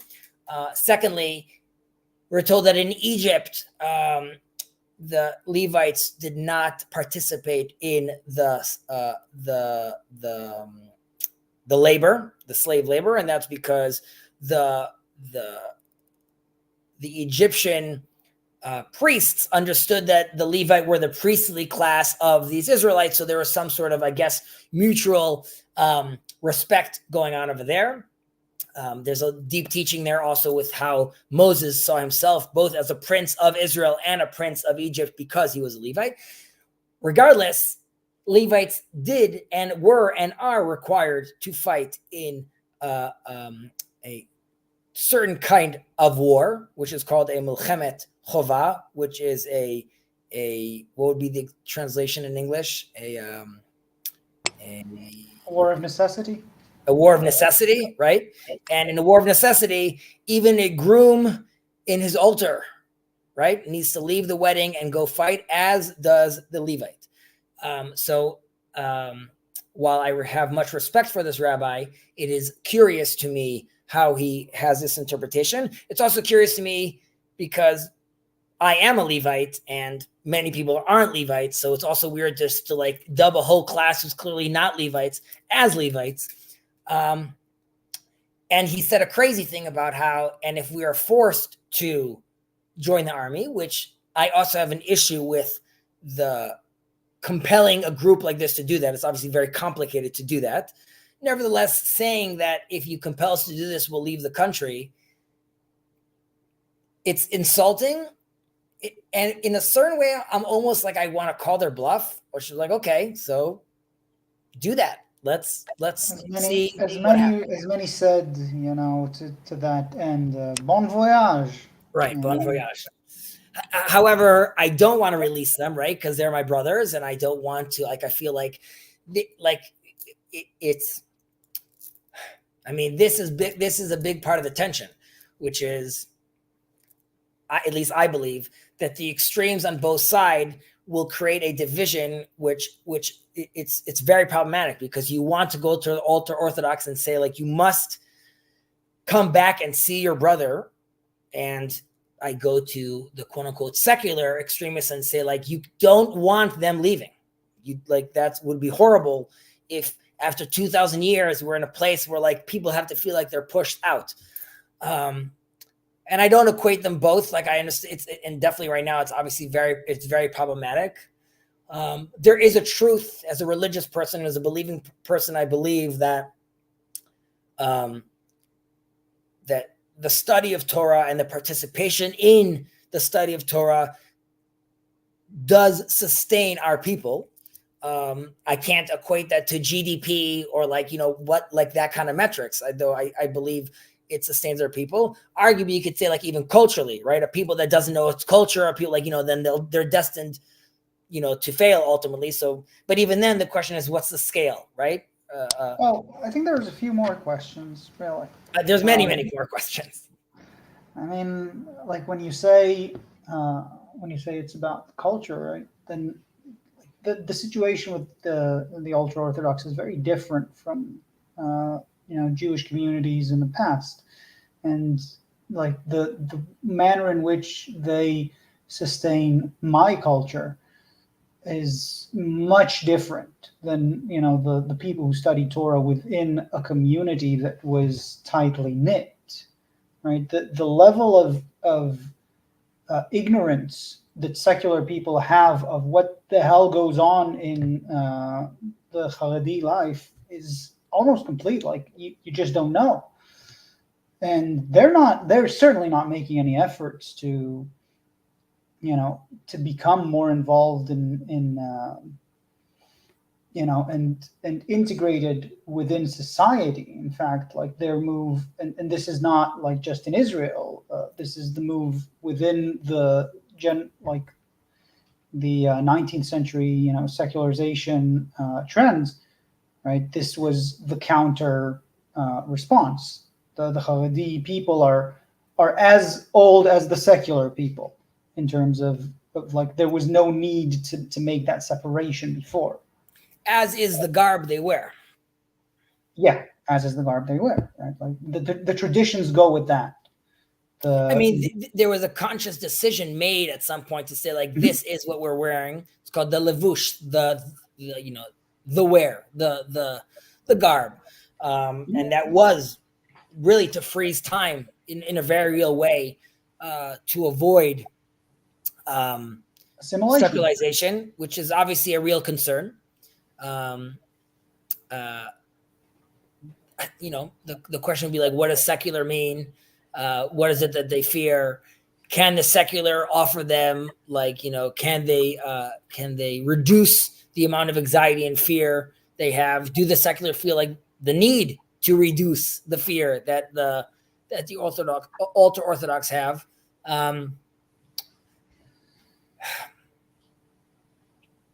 It's there's the midrash. I don't remember ever which Masechet they come from, but there's the midrash about the two. I don't even remember the figures. Two figures that are studying Torah all day and they're very poor, and they say, "Why don't we focus on Chayei Sha'ah and leave Chayei Olam for now?" And then, as they are working, building collapse on them. I think on one of them hears like a premonition that he's talking about the other one, and then go ahead. And I'm saying, like, to my recollection, because it's been a long time since I read. I think over a decade. So what I recall is they work and they try to sort of make ends meet, and then one of them, a building collapses on them, and he dies, and then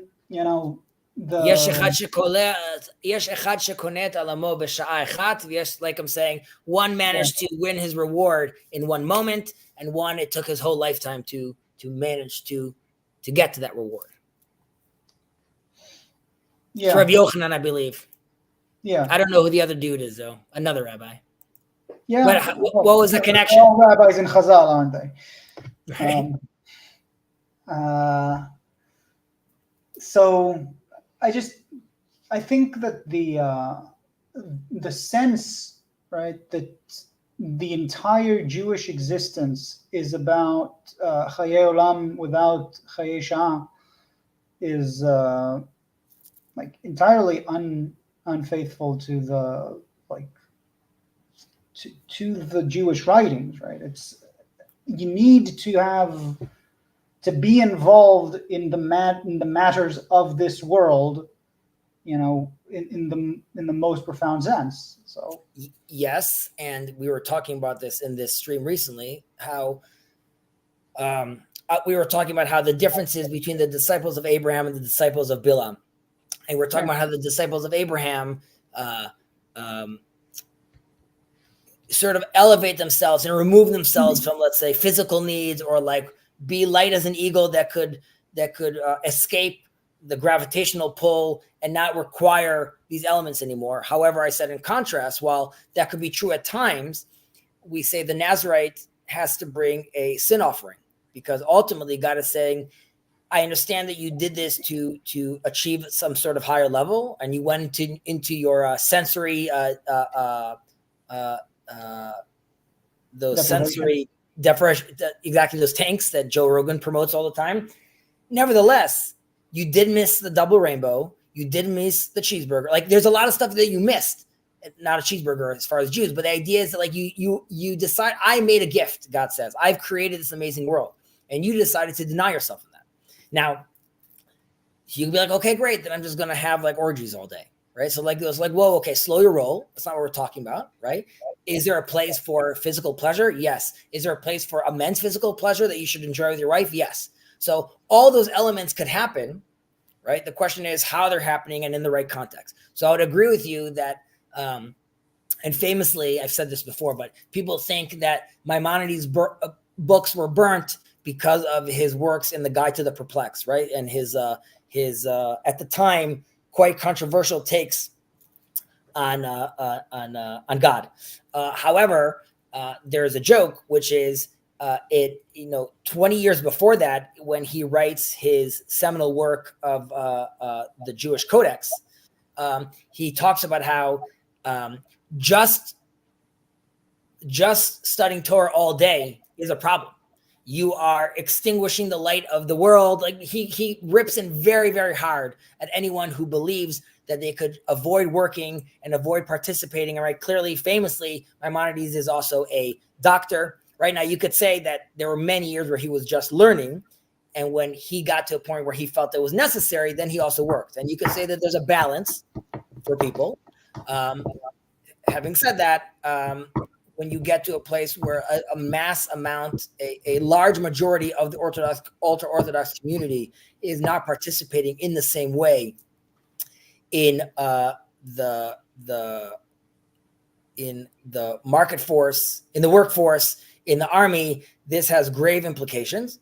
Now you could say, it's great. What if there is a law right now that no one could, because it's in Israel, they decided that no one should keep the Shabbat, right? So obviously at some point, religious Jews could come and say like, well, I can't do this. Now the rub is they are deciding through their rabbis, like we see an example right now, dubbing themselves as the Levites, that through their interpretation of these seemingly divine texts, that they don't need to do this. And this is obviously a very big problem, and which you and I have spoken about many times, when this gets involved with politics. Not because I believe religion and politics need to be separate. I think they need to be combined. It's a very, very tight rope to walk, though, because whose religion, whose interpretation of religion, right? So that gets very, very problematic. And well, I mean, I've said it before, but I do think that religion does need to be separated from politics for religion's sake and for politics' sake. I agree at this time. I think ultimately I see them being combined. Yeah, I mean, look, I don't mean to disregard your views when I say like that. I don't find anything to grasp, any treadable ground when, let's say, discussing the eschaton, right? Like when we're talking, like I do not like have the frame of neither Marxist nor Jewish nor Hinduist eschaton. Right? We are talking about right now, talking about like the world that is and not the world to come. Yeah, but like you were saying, that like one shouldn't deny himself from, let's say, the pleasures of this world, so to speak, or participating in this world. Yes, there's an eschatological conversation, but I also like we're in it now. Like, and this is obviously the rub Jacob and I have, right? Which is, by the way, sorry if I didn't say it, this is Jacob's channel. Zionism is the work of the devil. So that's out there, Jacob. Having said that, and I don't think Zionism or secular Zionism is, I'm not saying that is, we're there, we're it. I believe that like these are all manifestations of that, of like, that eschatological future. Its duration, how it manifests, of course, has to do with us. But like, I want to get us to take a step back, because I'm wondering why is it critical for you to bring that into the conversation when we're discussing? That's why we're here. I don't mean like that's why we're having this conversation. I'm just saying that's why I'm in this land. Right now, we were talking about like whether politics should be involved with religion. We agree okay, that at this time it shouldn't be. Now, yeah, like to me, it seems to be muddying the waters if every time we say that, like then the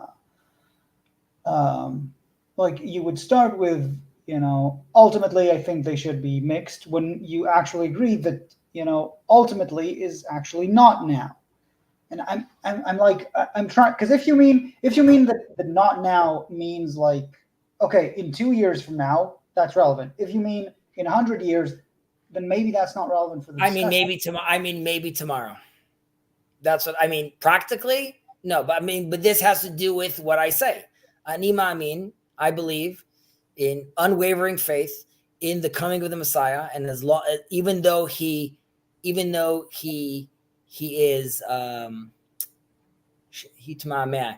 though he's tardy, I remain faithful and I wait. Right? Does that mean there were many Chabad Jews that used to have like a go bag, like a suitcase ready in their house in case the Messiah comes, so they could leave immediately to the airport, right? You have people that sign, I have clients that sign contracts that say, I'm renting out this house or I'm selling this, like unless Messiah comes and then I want to come back. Like now you'd be like, okay, that's a little strange now. So when you say like, if it's 100 years from now, why is it in the conversation? If I tell you if it's 100 years from now, that means I'm giving up. I don't believe that it could happen sooner. And I do believe it could happen sooner. It has to do with how I act as an individual personally and what I do in my house, and hopefully family, community, neighborhood, country, world. So are we there yet right now? No, we're not there yet right now. Was I hopeful that the horrible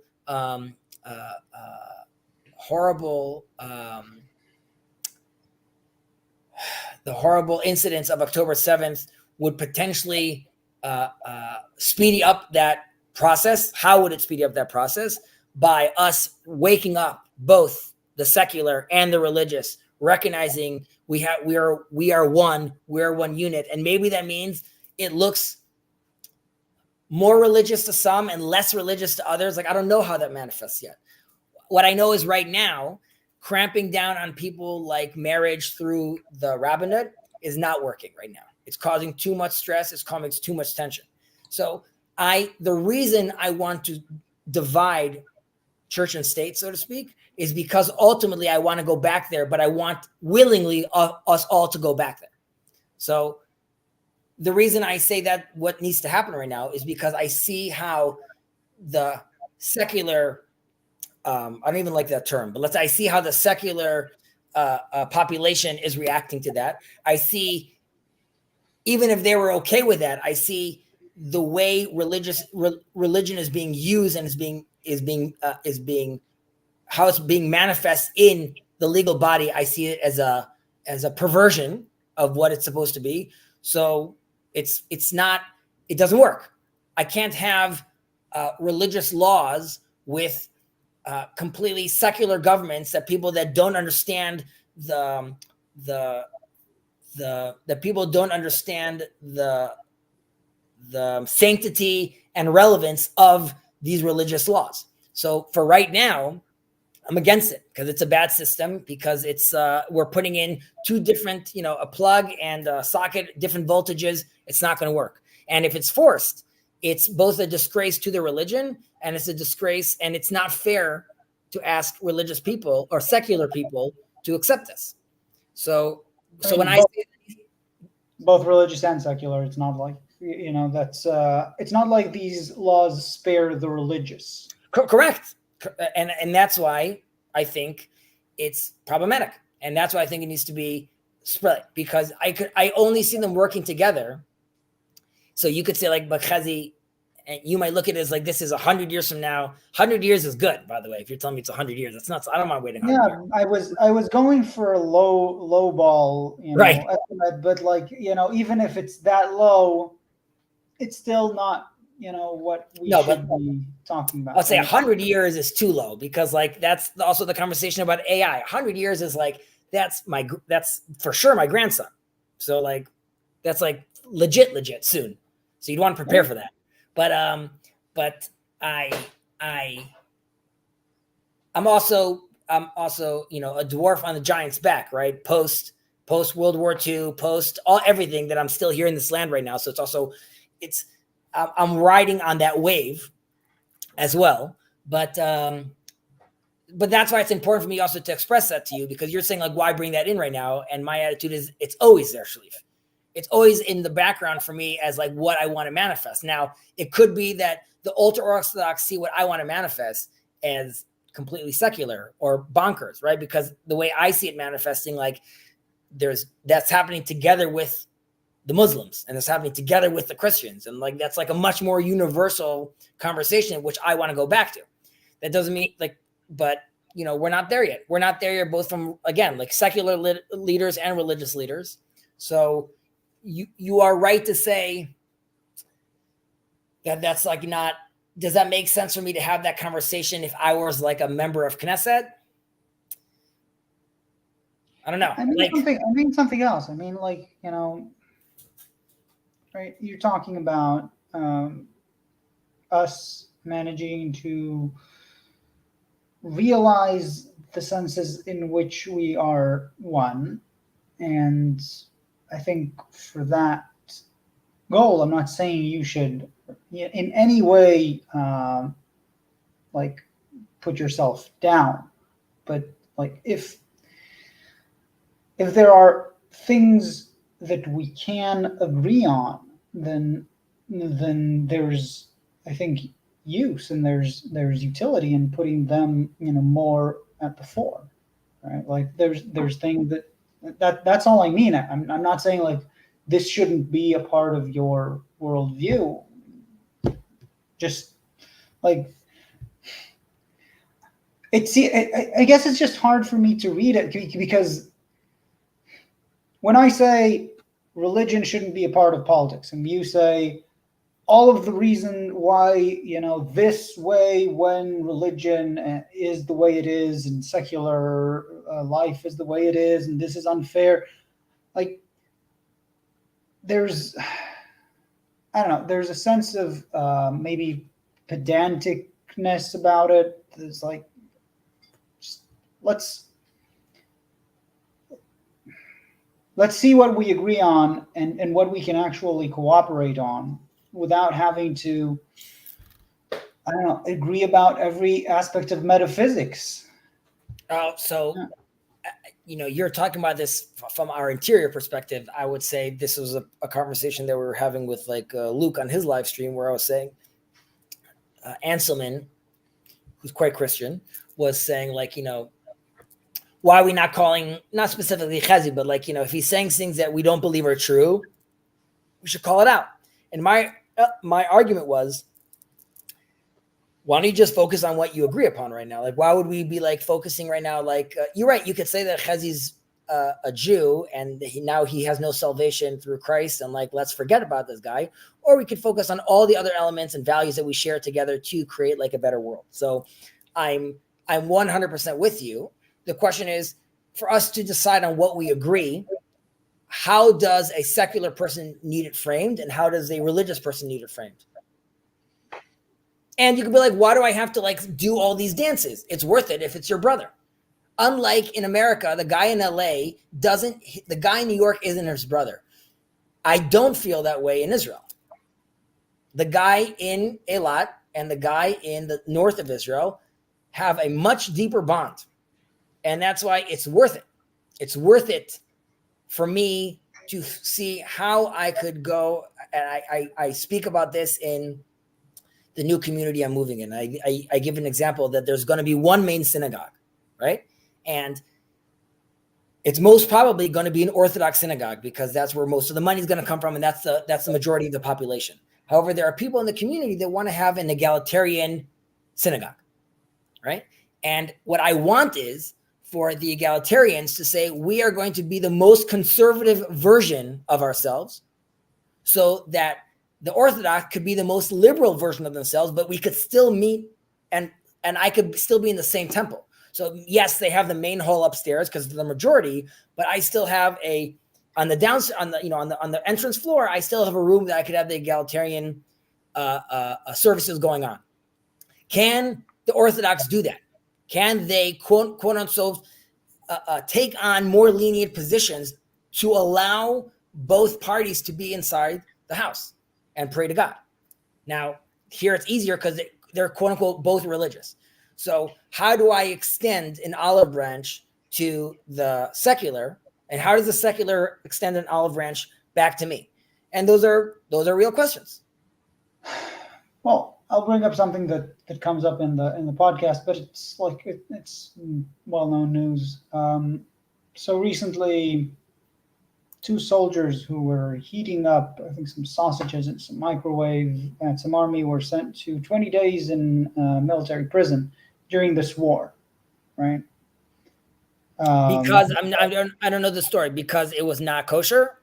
Yeah, it's Saturday. They weren't supposed to use the microwave, right? It was so just for framing, to be clear, in the army, the dietary restriction laws that stem from the Jewish law, right, are even more strict in the army than they are in reality, or let's say in my home, which I'm a religious person. And the reason is because it's in the army, there could be confusion. So they take a much more strict opinion of how these things are. And one of the laws are you can't use the kitchen on Saturday, and there's different elements. So that's just like the context and what Shleif was saying over here. I was saying over here that these soldiers were doing so on the Sabbath, on the Shabbat, which is forbidden, not because of Jewish law, but because it's codified in the actual laws of the army right now. Yeah, and they were sent to prison, whereas army prison. Yeah. Time in military prison, something that happens to soldiers that break discipline, etc. Whereas there have been hundreds or thousands of cases of looting, destruction of property, and otherwise breaks of discipline in this war in Gaza. Many of them documented, many of them boasted upon. The army Patsalit, I don't remember how to translate that, but they posted a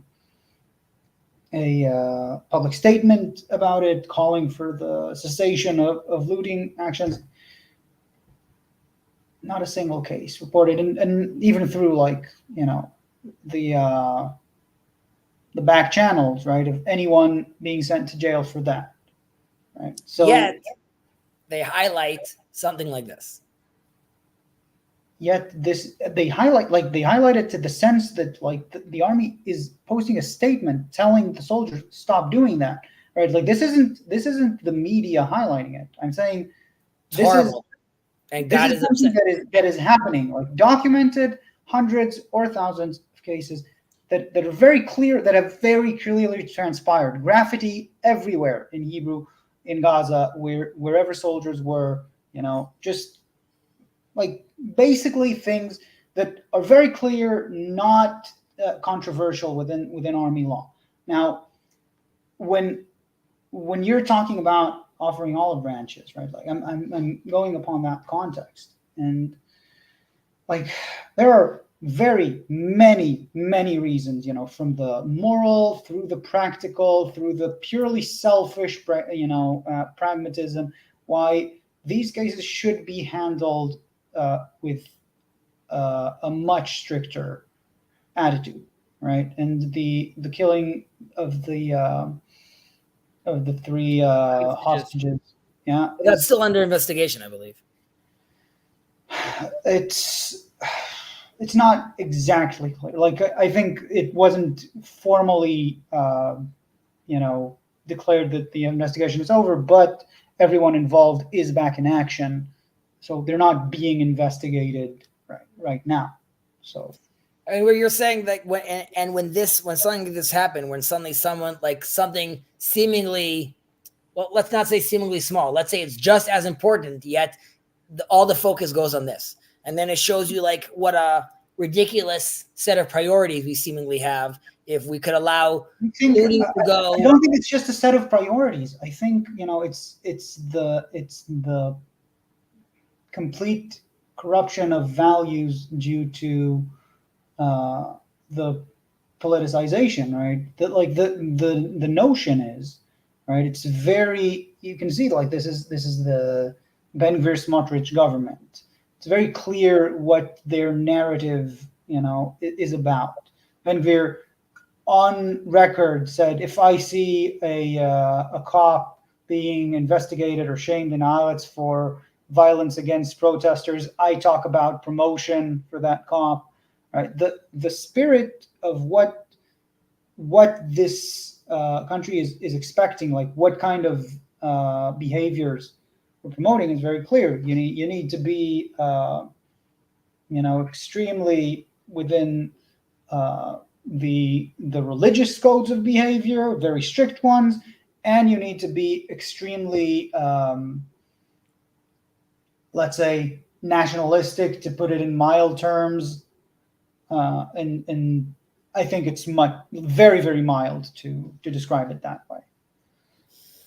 I think that there's a real issue when I don't see on the on the other side, like putting aside that I don't like deeply feel the brotherhood that you feel. I don't feel that I am more connected. I actually feel more connected to people that I've met, that are nowhere near Israel than I do to someone I've, never encountered who lives in, I don't know, Dimona or wherever, right?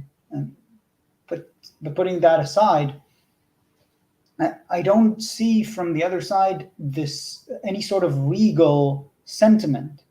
As long as it's, on their side, it's fine. There's no borders. There's no like, well, the police shouldn't do this even to people we disagree with. And you could say, well, we don't do the same with the ultra-Orthodox when they get beat up by the police. I think in general we do. I don't think like that's new. There's been a lot of articles regarding that. I think there's certainly problems with the media coverage and all of that. Yeah, I think I've put enough words in your mouth so you can go take it from here. First off, I always have like a triggering thing to me, like when I hear things like when you say like, completely, what did you say right now? Completely, it's just so like as if the army's acting in a completely immoral fashion. No, I didn't say that at all. Like I didn't say that the army is acting in a completely immoral fashion, but I'm saying right, there is like these are examples. These are facts, right? Like and they're horrible. There are a lot of other facts. It's true, right? There's many other things, and if anyone says, right, like that Israel was, intending something like a genocide or anything of that sort, it's absurd. Like the lengths the army goes. I would even say that looting. We were just talking about it in the stream as well. How like Abraham specifically doesn't loot, right? When he goes saves Lot, his brother-in-law. And we were talking about also how Haman, one of the decrees is to allow the people that kill the Jews in Xerxes' palace and nations to loot. And when Mordechai counters that and attacking the people out to get him, he also says that no one looted anything, right? So looting's obviously horrible. Obviously, to be clear, the army's not telling people that they should loot. The commanders are not telling people like looting is a great idea. You are pointing out right now, and what you're stressing is right. It's horrible. It's embarrassing that's what the focus is. And there isn't an excuse. There isn't an excuse for it. I would mention though. That when you say, listen, Chezi, I know you're talking about brothers, but I don't feel that, right? I feel like I could have a connection with some guy in Bangladesh, right? If like, as long as So I would say that's part of the issue with the secularization, and obviously there's a lot on the religious leaders for not promulgating this well, but the nationalistic pride, and that's not a development of the 19th century, even though like that's when you had like these nation states start. I'm a nation state for like 3,000 years, and that is what's awakened in me, and that's what I was awakened in here. So if you don't feel that, if you feel like I'm not part of the nation of Israel, and with all its rich history, that to me is what makes me connected, and what makes me connected over here makes it worth it for me to be like, if I was living in LA and I have to deal with taxes or I have to deal with like homeless, I'd be like, F this place. The reason I don't say F this place is because of my national pride. And my national pride is deeply rooted into who we are. Just like I don't think the Iranians are going to like give up because of who they are for thousands of years. That's our story. And it's not just Joe Schmo or just Gilad. You aren't, to me, a nice guy from Denver. You are the descendant of my people, and is still a living story of thousands of years. And that story doesn't end. And for that story to be like, and then they just turned into the regular people of the world, that I'm not interested in that story. I'm interested in greatness. That greatness is not going to come from allowing looting. It's not going to come from not serving in the army. It's not going to come from our people not like for all those things that you and I agree with. But what makes me, quote unquote, what allows me to still have pink glasses on is because it's a marathon, right? Like you just said, like we're talking about now 100 years. 100 years, like I joked about, that's nothing. That's super close. I'm talking about my glasses are on for the next 1,000 years. So like, that's why to me, yes, that's horrible what you're talking about. It's just a reason for me to dig my legs in deeper and work even harder. It's just another reason not to leave. It's a reason to double down and get another mortgage. Why I want to be here, because there's so much work still to be done. And you and I are right now expressing our dismay with this, right? You're saying, Chezi, and there's other issues. I'm with you. But the reason I did that zoom out, because if I need to compare myself to what's going out there, I'm super proud in many ways of my people, of my army, of like less so of my government right now. But what this country could accomplish, what it has accomplished, that to me is still the castle on the hill. And we are, to Jacob's point, is this the dream God had? Is like, no, it's not. It's not even close to that yet. It still has, and this is not in a bad way, like it still has many secular elements. And by secular elements, I don't mean that like driving a car on Shabbat. It means not having faith, so to speak, or like in what our mission is. But our mission is more than just being like a good government that works well.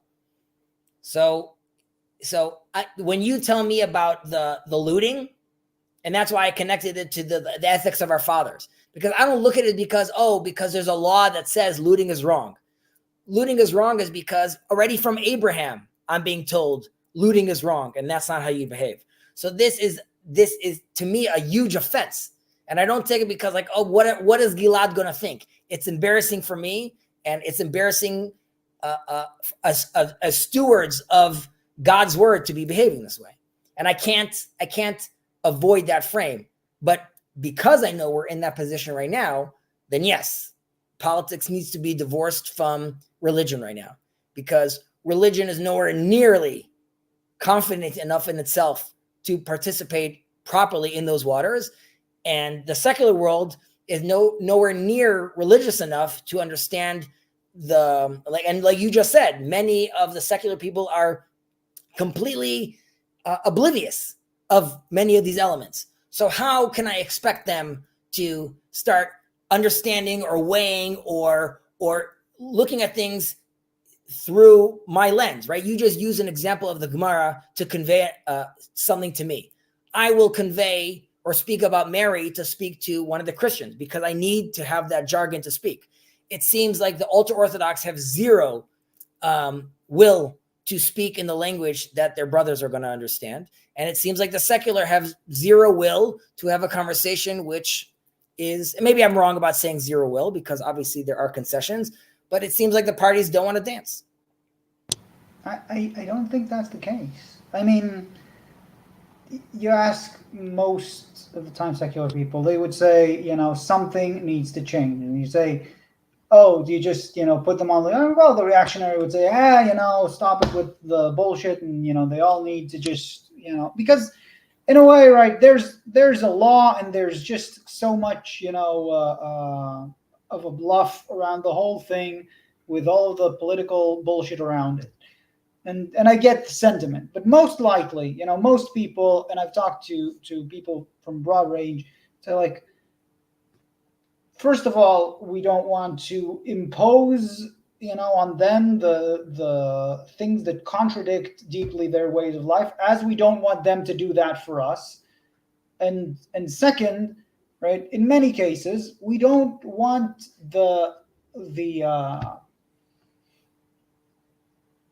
their incorporation within the army to, dramatically change or not even change, to be so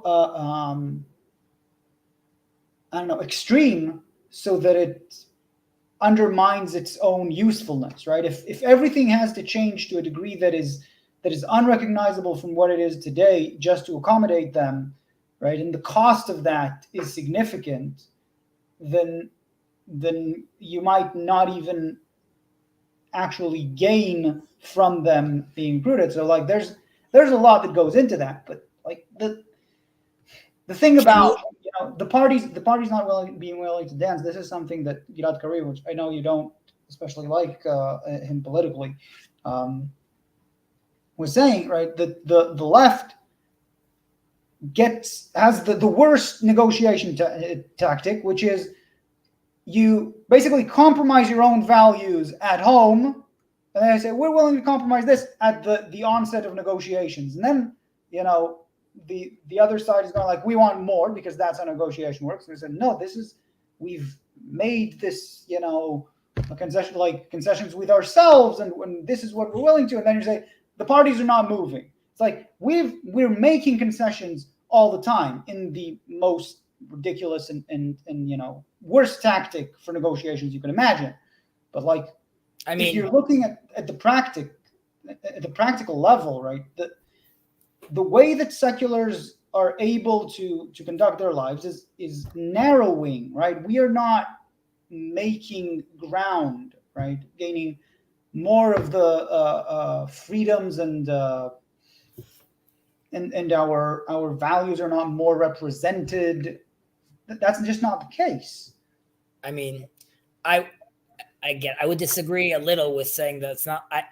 This is not Iran. This is not North Korea. This is I didn't say it was. Right, but when I say like, I'll take that back. I'm sorry if that was like, I wasn't trying to put word in your mouth. My point is hearing you saying that there's like the freedoms that the secular are conceding, like, that there's only a few left. Sing in an army ceremony, right? Like that wasn't the case. What'd you say?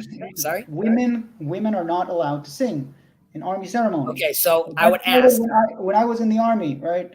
Like, this is a serious issue. It should be like discussed publicly with a massive thing. It wasn't. It was just like, well, it's really important for the ultra-Orthodox, and we can just settle. And like that is a bad trend that I see all the time.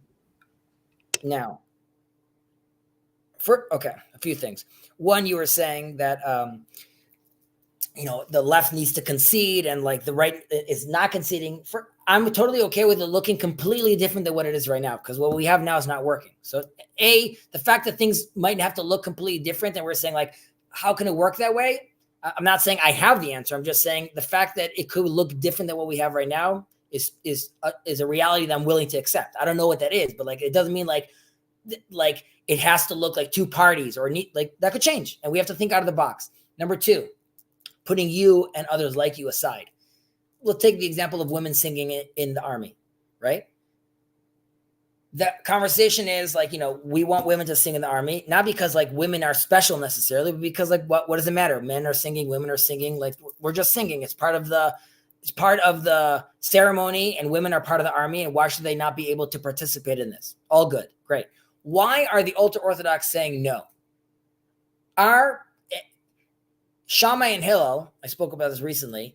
What was interesting about the school of Shammai is because it would always steel man Shammai's case first. It would always teach what they teach in the school of thought in Shammai to make sure they understand it and then challenge it, right? How many secular people are saying, well, 1 second, why are they doing this?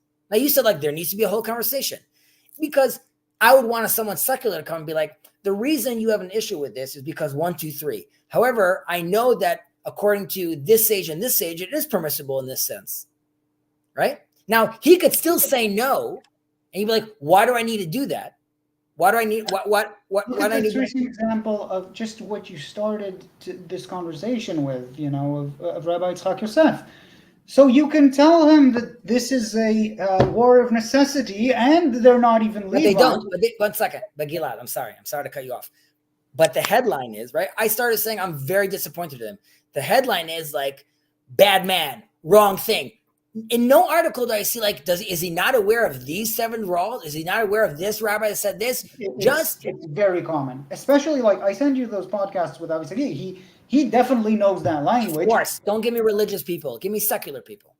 I know how people in quote unquote my camp are going to refute those kind of people. I have the toolkit for that. My question is, are the secular people even interested in understanding that language? So what I'm saying is that at a certain point, that was what I was saying to you before. Like, if you see that the other side, you try to understand the other side, and you go like, oh, I have read, the texts, I have spoken with, scholars on this field. I see that these are the opposing sides, and they say, no, we do it because we're stronger and we can do it. Right. At some point, you just give up. At some point, you just go. I don't they think that's don't care about the truth. So I'm saying, like, I know many secular people. Like, I can say my drum teacher, completely secular. My lab technician in my teaching lab. People, all of them, absolutely secular. They look around and they say, how can they not know this Talmud, this Midrash? And they're not very scholarly, but they know enough of the culture to say, like, this doesn't make sense even in the Jewish context. And when you ask, like, why don't you bring that up, which is what you're asking me, why don't you bring up? Because no one is responsive to those things. They don't care whether you're talking this language or another language. Gilad, how many conversations like ours did you see on mainstream TV? 0. But okay, so it looks like I saw, but let me reframe that, right? How many conversations like you were sending?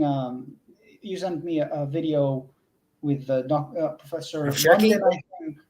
No, London and Yossi London. Yeah. And, talking about the TV series about secularism. Right, obviously he was one of the speakers there, and they were talking about how they were basically sort of debunking the things that were discussed in there. Like, is that a fair description of? Yeah. Okay. Well, they were saying that it was very like one-sided and like it wasn't showing the full picture. So, to me, right, like there are many elements in that program, right, that are going towards what you're purportedly asking, right? It was quite popular. People were looking at that and looking at those scholars speaking in those Jewish terms, right, on those subjects, and they were going like, yeah, right, this is a good way to discuss this. We want to do it. And the general response is like, okay, throw that away. That's not useful. Like, it's not like this is a step in the right direction, right? Like, I really, and I told you, I went to the secular yeshiva. I've been around the people who are most involved in exactly this project that you're talking about, and there is very little willingness to a dialogue from pretty much anyone, right? Like, so I mean, but I that goes. I would get what you're saying if those moves towards that direction were like in any way promoting that sort of dialogue, then sure, right? I would say we need more of that. But if like it's just a dead end, and you're going like, well, I need to now work my ass off to really embody a whole perception that I'm not a part of, and to like that is time, that is effort, and eventually, right, it won't even get me a seat at the table. I mean, I guess that's in a certain sense where we disagree. Is it going to take time and effort? Like I said, is it worth 1,000 years? Yeah, it's worth 1,000 years. Like it's worth that kind of effort. I could agree with you that the ultra Orthodox seemingly don't want to play. Like there's more than enough blame to go on them. I would also say that their political power dwarfs that of, let's say, my group, right? Let's say the national religious, which I don't even know if I even like consider myself part of that name was like hijacked already. But yeah, I mean, I don't know who they are anymore, and I don't think I don't think like I say, who exactly is voting for what and how much power does that power have versus just Ben Gvir and Smotrich. Like, what is it even at this point? But I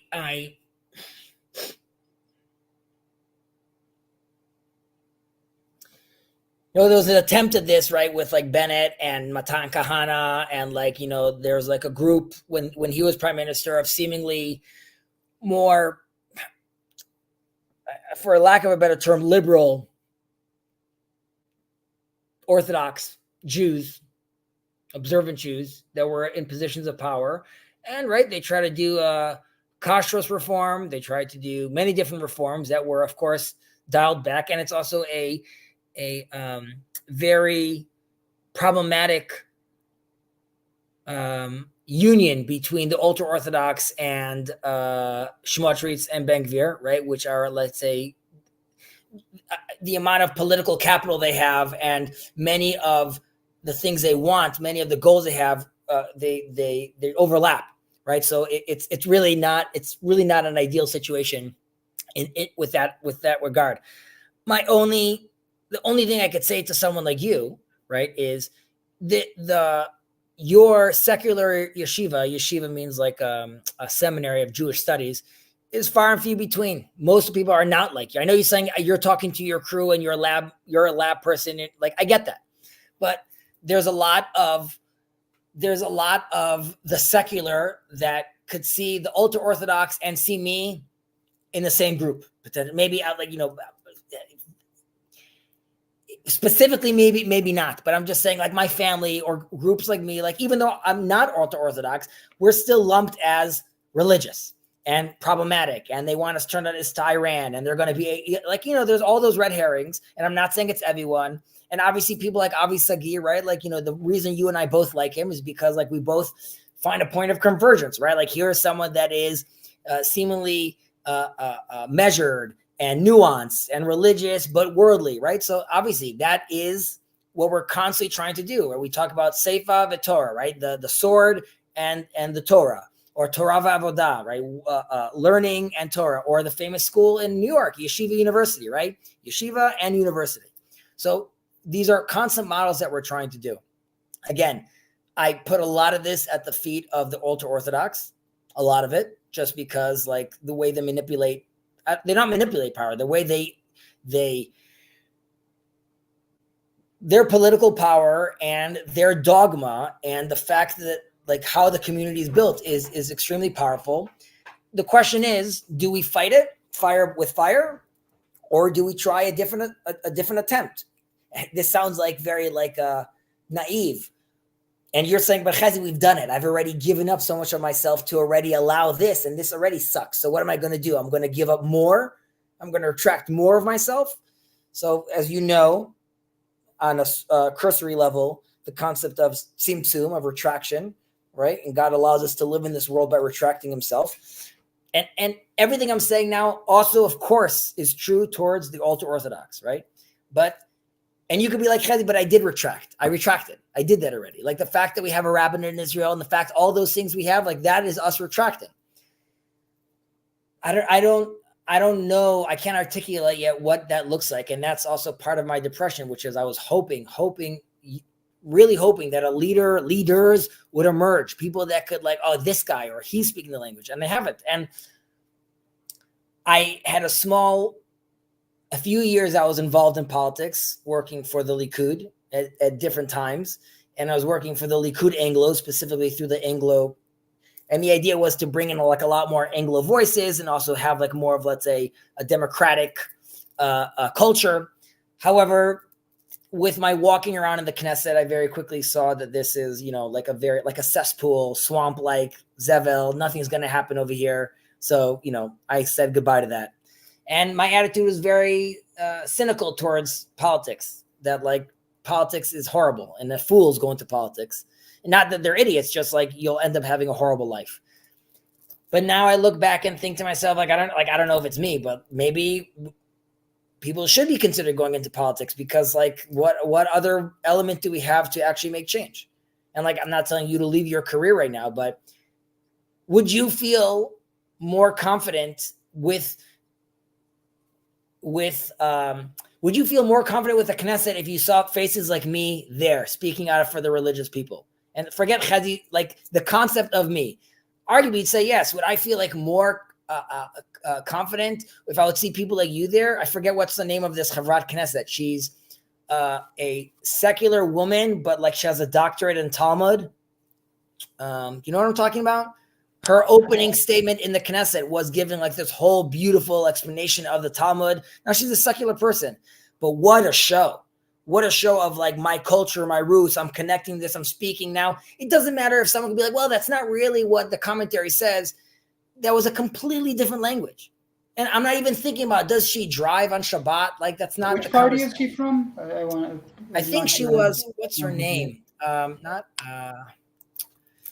Chavrat Knesset. Maybe she's not anymore.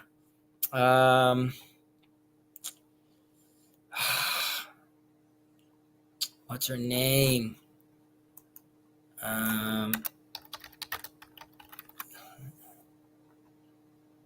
No, not Zuabi. Definitely not her. Are you sure? It might be Zuabi. Right. Not Cor. I'll send it to you. She's there. Not Corona, I'm pretty sure.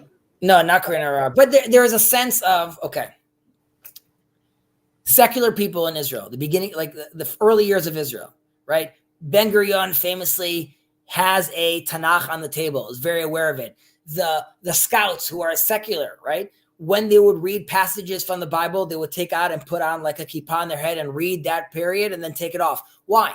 That's the culture. I'm reading this book. I'm doing this thing. I'm engaged with it. That doesn't mean I'm not snorting cocaine. It doesn't mean, well, they probably weren't doing that either. The idea is the values, right? I'll give an example. Okay. How do I feel about the Pride Parade in Jerusalem, which is different than the Pride Parade in Tel Aviv? The Pride Parade in Jerusalem is already more traditional, so to speak, or conservative, so to speak.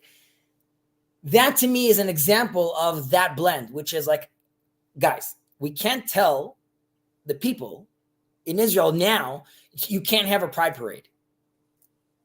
I do think it's fair for me to say, do I need to see like assless chaps and like penises hanging out everywhere? Like, I can't. Can't we do this in a sense which is more respectable, even for yourself? And that would be a conversation which even someone secular, right, but that is growing up with traditional values, right? So there's a difference between, let's say, secular liberal and most secular people would be willing to have that conversation. And I can say that with, like a wide range of people having discussed this. Like the fact that it becomes as extreme as you see it. Like I've known people, from like people who are gay or otherwise in the proud communities, and like there's generally a very small minority of them pushing for the extreme versions of that, whereas You see in the parties in Tel Aviv, right? That doesn't mean that that's what they want at the Pride Parade, right? Just saying, right? The first of all, right, the parties in Tel Aviv are not necessarily the like bulk of gay people or people in for sure. My point is the culture. There's something about, at least I believe, the secular people in Israel need to return to a more conservative national. There needs to be. I would want it to be a conservative national secular population, but because they're conservative and national, there's things that are going to be like, oh yeah, like we don't do this on Shabbos, not because God's going to smite me, is because the cultural and conservative elements I understand of this, right? Which is I'm totally okay with there being the protests for the judicial reform / coup. Okay, they have every right to be there. I could be against them. You and I disagree about that. Knock yourself out. I'm not going to accept anyone holding a Palestinian flag over there because that's what about my national pride and who I am? And this is against what I want. So now you can be like, whoa. You're clamping down. Do Israel, like in America, right? You could walk around with a Nazi flag, right? And there's the famous, like, in Chicago, we'll defend your right to protest, blah, blah, blah, blah, blah. Good. In Israel, can you have a Nazi flag? No. Why? Because they're like, we're not effing with that. But what about freedom of speech? That's great. If you want to walk around with a Nazi flag, you're in the wrong goddamn place. And my attitude is, if your attitude is like, for F Shabbos, like, then you're in the wrong place. And what does it mean by you're in the wrong place? Because it's not Switzerland. It's the 3,000-year long haul journey. And that doesn't mean someone can't be secular. But that's why, like, I can't detach myself from like that mode. And that's why, but I do believe for that to be successful, it doesn't happen. First of all, it never historically happened with everyone being religious. And that's the religious people, observant people need to remember that the people of Israel were never a monolith, which were everyone just praying at the Western Wall. Let me just cut you there, because like the issue is, like, again, do I want people to be coerced not to wave the Nazi flag? Yes, that is certainly, within, and it's very well founded within the law, right? You cannot wave the Nazi flag. But that would be bananas in America. I understand, but like that is not something that I think it's a point that we agree on, that should be coerced. If you're talking about most elements of a religious life, like driving on Saturday, right? To say that there are two different claims that you could be making, and I want to know what is the claim you're making, because if you're saying, right, we want to culturally influence, to make, the Shabbat be something that everyone cares about in Israel, right? And we want to do this without coercing them, because this is the religious, when the religious is the most important and must never be subjugated to be something that you would do out of coercion, then I would be okay with that. And the reason is, and this is what I keep trying to say about the eschaton, if you say, I want to build a temple, but only when everyone agrees. And it's like, of course, I won't have a problem of doing something if I agree to it. I don't see how I'm going to agree to it, but that's why we're not ready for it yet. But that's what I'm saying. Like, if that's your goal, we don't really have to argue. And we don't really. If that's your goal, we don't really have to argue, because we don't really have to clash, right, about the practice of that, because like I don't want to be coerced and you don't want to coerce me. That's okay. But if you're telling me, right, no, I want the driving on Saturday, right, to be like many people's stories of going into Masharim and being mobbed by people because one of the girls wasn't dressed enough for them. Horrible. Also against the religion. Yeah, but I'm saying those are where we have to talk about when the rubber hits the road, and like in this case, literally rubber and literally road, right? If you're saying like, Gilad, live your life, but there are things that our tradition, our cultures can teach you. Then I went to secular yeshiva. We had a whole class for, I think it was the short semester. It was, I think, 2 months. We had like 3 semesters at one short. That was called Shabbat, and we talked about everything to do with Shabbat in both the religious and the secular context. I'm assuming there was a lot of Heschel there. I said, I'm assuming there was a lot of Heschel involved. I actually don't, it was over a decade, but there was I remember just all of the different writings on what is the meaning of it, how do we see it appear in different writings, how do we see it appear in our lives, what does it mean socially, what does it mean in terms of economics, what does it mean what kind of image would we even want in the secular framework? Do we want it to be just like any other day? Do we want maybe restaurants to be open? Do we want, public transportation? What do we even, think about this in a deep sense? Those are important things that we can discuss. But when it comes down to it, right, the issue that I have, and I think, everything sort of boils down into that, is if you're going to tell me, right, this is at the level of preventing violence, right, this is the level of state laws, this is something that should be enforced upon you, then to me that is Chilul Hashem. I agree. This is so why are we arguing? Why are we so occupied with that, Chazan? What do you mean? You mean as a country? Yeah. Again, well, first of all, I think it's because I at least believe that's an undergirding tension that all of us have over here, even subconsciously, which is it also has to do with us.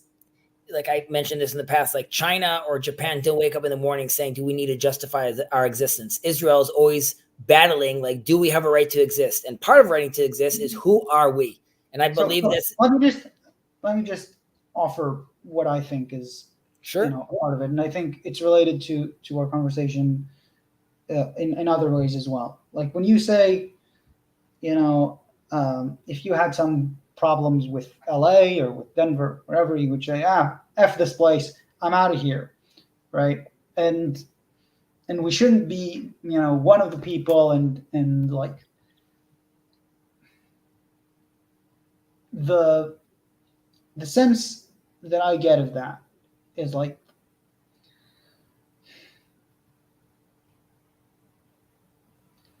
in that attempt to go this is what it is, and this is something that came up in the podcast that you sent me, right? When they were talking about all of the descendants of the heads, the titans of our security system that now live abroad, and they say they don't say it literally made them cry, right?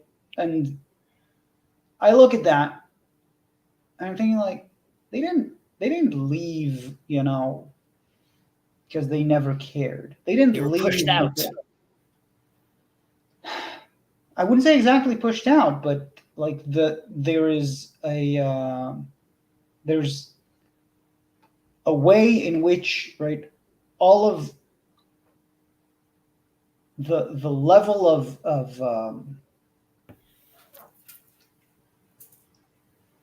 how Avisagi phrases it, there are, I think, at least 2 groups, but probably more in this country, that really feel that they own this land, the country, and the people, right? and it's not the seculars, right? Sorry, Jacob, it isn't really. It isn't the seculars, and it isn't the Supreme Court. Well, I mean, okay, go on. Right, like the sense is, and that's why I'm saying, right, the sense is, right, that those are the sorts of people that just go like, we wanted this to be a home for us, but we see that it's not. We see that these people don't see us as brothers. I understand that. I'm just saying their parents that survived the Holocaust, or their grandparents, the land, the not a home they're leaving is the dream of all the generations before them. We sing on Passover, Dayenu, right? It would have been enough if you just got us out of Egypt. It would have been enough if we just crossed the water. It would have been enough if we just got like all these things. Who would have even imagined that we would have a land, an army, a state? We are living in a dream. It is amazing. We should be so thankful to where we are. So first of all, there's a point of perspective where we were 70 years ago, where we are now. So to hear people like they ran away, they couldn't handle it. Okay, those people, that's how quickly they would perish in the Holocaust. What do you think kept those people alive? Like the hope of what? They were hoping, I can't wait next year in Jerusalem so I could vote. Look, I have to stop you because my grandparents came from the Holocaust, right? Like they survived the Holocaust. Correct. And this was not the framing that they had. This is not like to say they would perish like this in the Holocaust because they didn't have the dream of 3,000 years. That's very hard to swallow because that's not where, the people that I know who lost their, everything dear to them in the Holocaust, that is not the framing they had. They were, they were fighters. They clung on to life. They clung on to the good, and they wanted. What is it? What are they clinging on to? Life? What life? You don't think when they realize that we're being brought together because we're Jews and we're wearing a yellow flag on our thing, and what are those people, right, that are doing everything they can just to get a little bread or fasting in the Holocaust? Those stories of the people that are getting bread or lighting a candle and whisking to get whipped just to light a candle. Are they insane? Are they just crazy people? And I'm not casting any dispersions right now on your grandparents. My point is the kind of courage. I wasn't saying that someone was insane. I don't understand why I'm saying that when you were saying that the people whose sons or the descendants of those people that left because they couldn't find a home there would perish like this in the Holocaust. I don't see how that doesn't apply to my grandparents. They are those kinds of people. When they were old and on their deathbeds, they were looking at what has become of this place, and they were saying like, right. Did they look and say, with respect to your parents, I wish I was back there? I wish I was. Yeah, sure. They said, I wish it was back there. Or do I wish, is Israel perfect? Do we need to do more for it? Of course. What about the song? They were telling what was the point? My grandparents. One second, Schleif. What's the point of the words, Gam imad bati bo'eret, right? I have no other land, even if my land is on fire. Yet the land wasn't on fire, right? Like with the reform, don't join the army. We're leaving. We're gonna block. I was just saying, like, where is my land is burning? Don't leave. Or the people saying, if Bibi gets elected again, I'm leaving the land, right? When people say, like, if Trump gets elected, I'm leaving. That's a different story. Sure, you want to leave America, not leave America, leave China, not leave China. This is the long haul. These are people, this is the journey that's been going on for 3,000 years. And to then come to the land, and then my grandparents weren't alive for 3,000 years. Like, you mean they weren't alive for 3,000 years? Your name goes all the way back to Joshua, coming into the land and building the Galed. I will not live 3,000 years.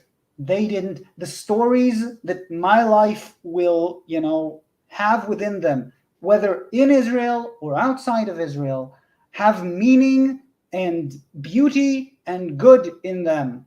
I don't need the grandest narrative, and neither does just a secular Finnish person, right, to have meaning in my life, and neither did my grandparents. I could argue with nihilism, atheism, like that's a whole other discussion of like the meaning crisis, and that's also apropos like in this little corner, obviously. So there's clearly people lacking meaning.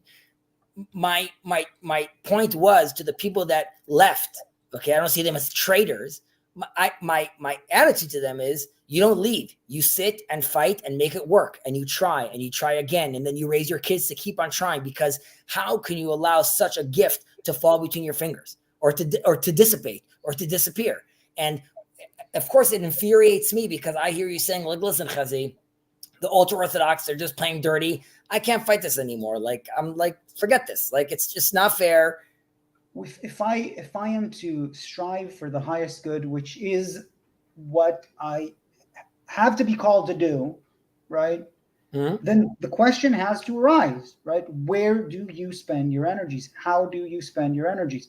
To me, right, the question of whether that happens here or not is not resolved, but it's definitely not obvious, right? I'm not saying I'm going to leave tomorrow, because my life is currently intertwined with this place, right?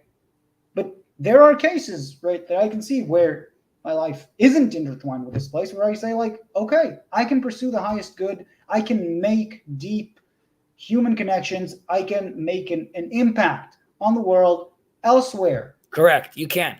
That I didn't say you can't. Like, right? Like, you right now get this great option to go do your quantum mechanics in Harvard, and it comes out to being amazing. Of course you should do that. And it could even be a huge, as we say, Kiddush Hashem, right? It could be like a huge boon for I would say that's a real question. Am I doing that as Gilad, as a citizen, just an individual citizen? Am I doing that as part of the greater story and the people that I'm from? Now, I don't see myself, and this also has to do with the difference between the individual and the collective. Collective, yeah. Right? So I don't see myself as an individual with the rights and the things I want and things. I am part of a collective. I'm part of my family. Even when I see, like, the thing is, I'm not talking about, I'm a hedonistic individual, right? I'm not talking about a solipsistic existence, right? To say that I have to just, like, look out for number one. That's not the point I'm making. I'm saying that the concept of the good is, like, first of all, it's not necessarily intertwined with having the same projects of meaning as you may perceive, like the meaning that you see as everything has to be in Israel. And it doesn't all have to be in Israel, and it could be that these guys that you were talking about left because, like, it made sense to open up my candy shop over there. But if I left because it's not working for me anymore, then I would ask, like, before you start thinking about, like, it's not working for me, who are you? What does that mean? It's not working for me. Did you try to make it work? Like, what is it worth it working harder? Is it worth it potentially even having a harder life and still being here? Well, that's exactly my point, that when I see someone who ends up, leaving, it's pretty hard to leave, right? Whoever you are. Like, there are very rare cases. There are people who are, let's say, natural nomads, and wherever you put them, like, they'll travel somewhere else and they spend their lives traveling. But generally speaking, moving, immigrating somewhere else, like, that's not something you choose to do just because, like, everything's great, so why not have it great somewhere else, right? You do it when you've tried a lot, right? I mean, you do it when you say it's not fair, but I understand it's not fair. But, like, in my programming, right, I have excuse me, I have verses like Israel niknet b'yisurim, right? That Israel is bought, is cultivated through suffering, right? So it's part of the game for me. Like, the fact that it's like, why is it not fantastic? Like, why would it be fantastic? Look how much work I need to do. I look at it more like, I don't expect my life to have, a lack of isurim, right? Like, that's insane to expect. And I know that like that it doesn't make it null and void. Of course, there is meaning despite the the tribulations that we go through. But the question again, is this my home? Right? Are these my brothers? Right? That is the question, and the answer, right, is not that clear as it is to you. I'll, and we'll continue this, but I hear my kids stirring. I might be being too loud, so I'll end on this note. The book of Genesis, right, tells us, and what the whole book is basically doing, and it skips like many generations. Like you have like big jumps between like this timeline, which is scientifically correct. No, I'm saying, but when we're looking at the story of Genesis, we are being introduced to issues with Adam and Eve because of lack of communication, issues with their sons because of lack of communication. And this continues with Isaac and Esau and Ishmael, right? And then we get to this point, right, where we're told Joseph's brother hate him, and they say it. But it ends, the book of Genesis ends with the brothers uniting, embracing, and loving each other. And more than that, we're even stressing the point that they come and say, now that our father Jacob died, Joseph might try to kill us. And he's like, guys, relax. It's all love. Once we establish and we could show the world that love and unity is possible, then the story begins. Then we could hear about the nation of Israel and their journeys, blah, blah, blah, blah, blah, blah, blah. But the attitude is that unity is possible. So to me, that's worth it. I know, and it could be that, like, again, I'm having these pink glasses on, but if I didn't think that it was possible, then like I wouldn't be having this conversation. Oh, so it's happening, baby. Have a little faith. But right, like thinking that it's possible is not the same as thinking that it's what we must do necessarily, right? Like you have to weigh your options and see where lose your life, and like lose your life is extreme, right? If like it's not bearable, then obviously it could be that it's not bearable. I would ask, and it could be like maybe this is not a good sample, but like our conversations, do they make you feel more hopeful or more desperate, or you feel more despair? I think they weigh to the positive, but like I wouldn't say that it's like, okay, so we gotta keep on working on it thing, right? Like they have like ups and downs. The trend is more positive than negative, but yeah, sometimes the difference is mainly like when you send me something and you go like, this is a great thing to listen to, and I listened to it and I was like, oh man, things are so much worse than I thought, right? Like if this is like the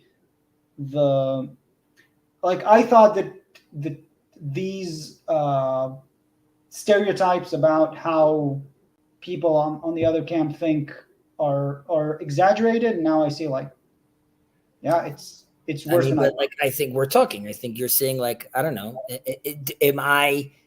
Are you crossing off your boxes? Like Chezi is like the guy I thought he was. Like he thinks all those stuff. No, but and I'm very honest with you. Like when I say that, I told you that about Shirky. With the fact that it was very forceful, and I wrote you some points about this conversation with Dr. London. And, right, to me,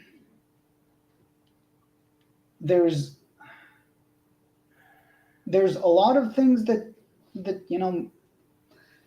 you're teetering on that narrow bridge between despair on both ends, right? Moving forward and trying not to fall into despair, as Rabbi Nachman would describe it.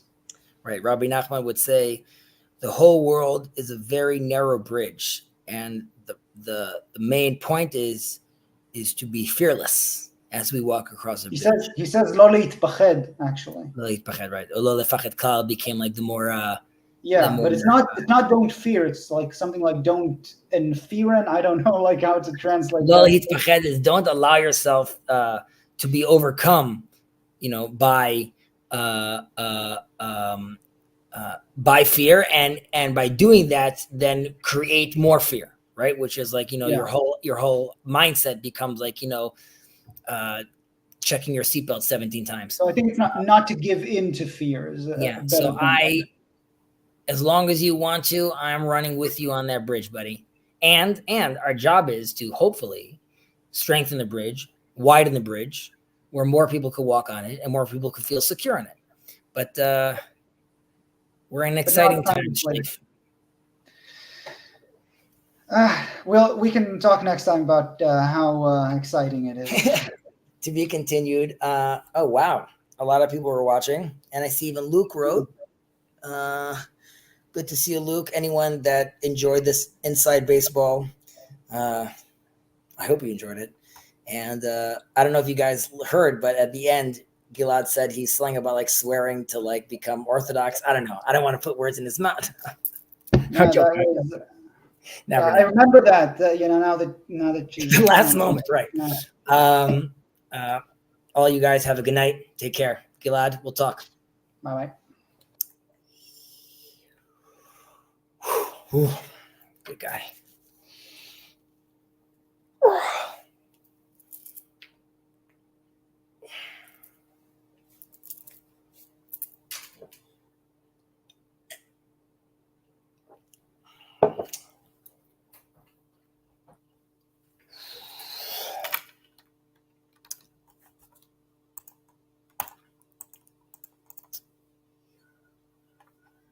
Oh, it's still streaming.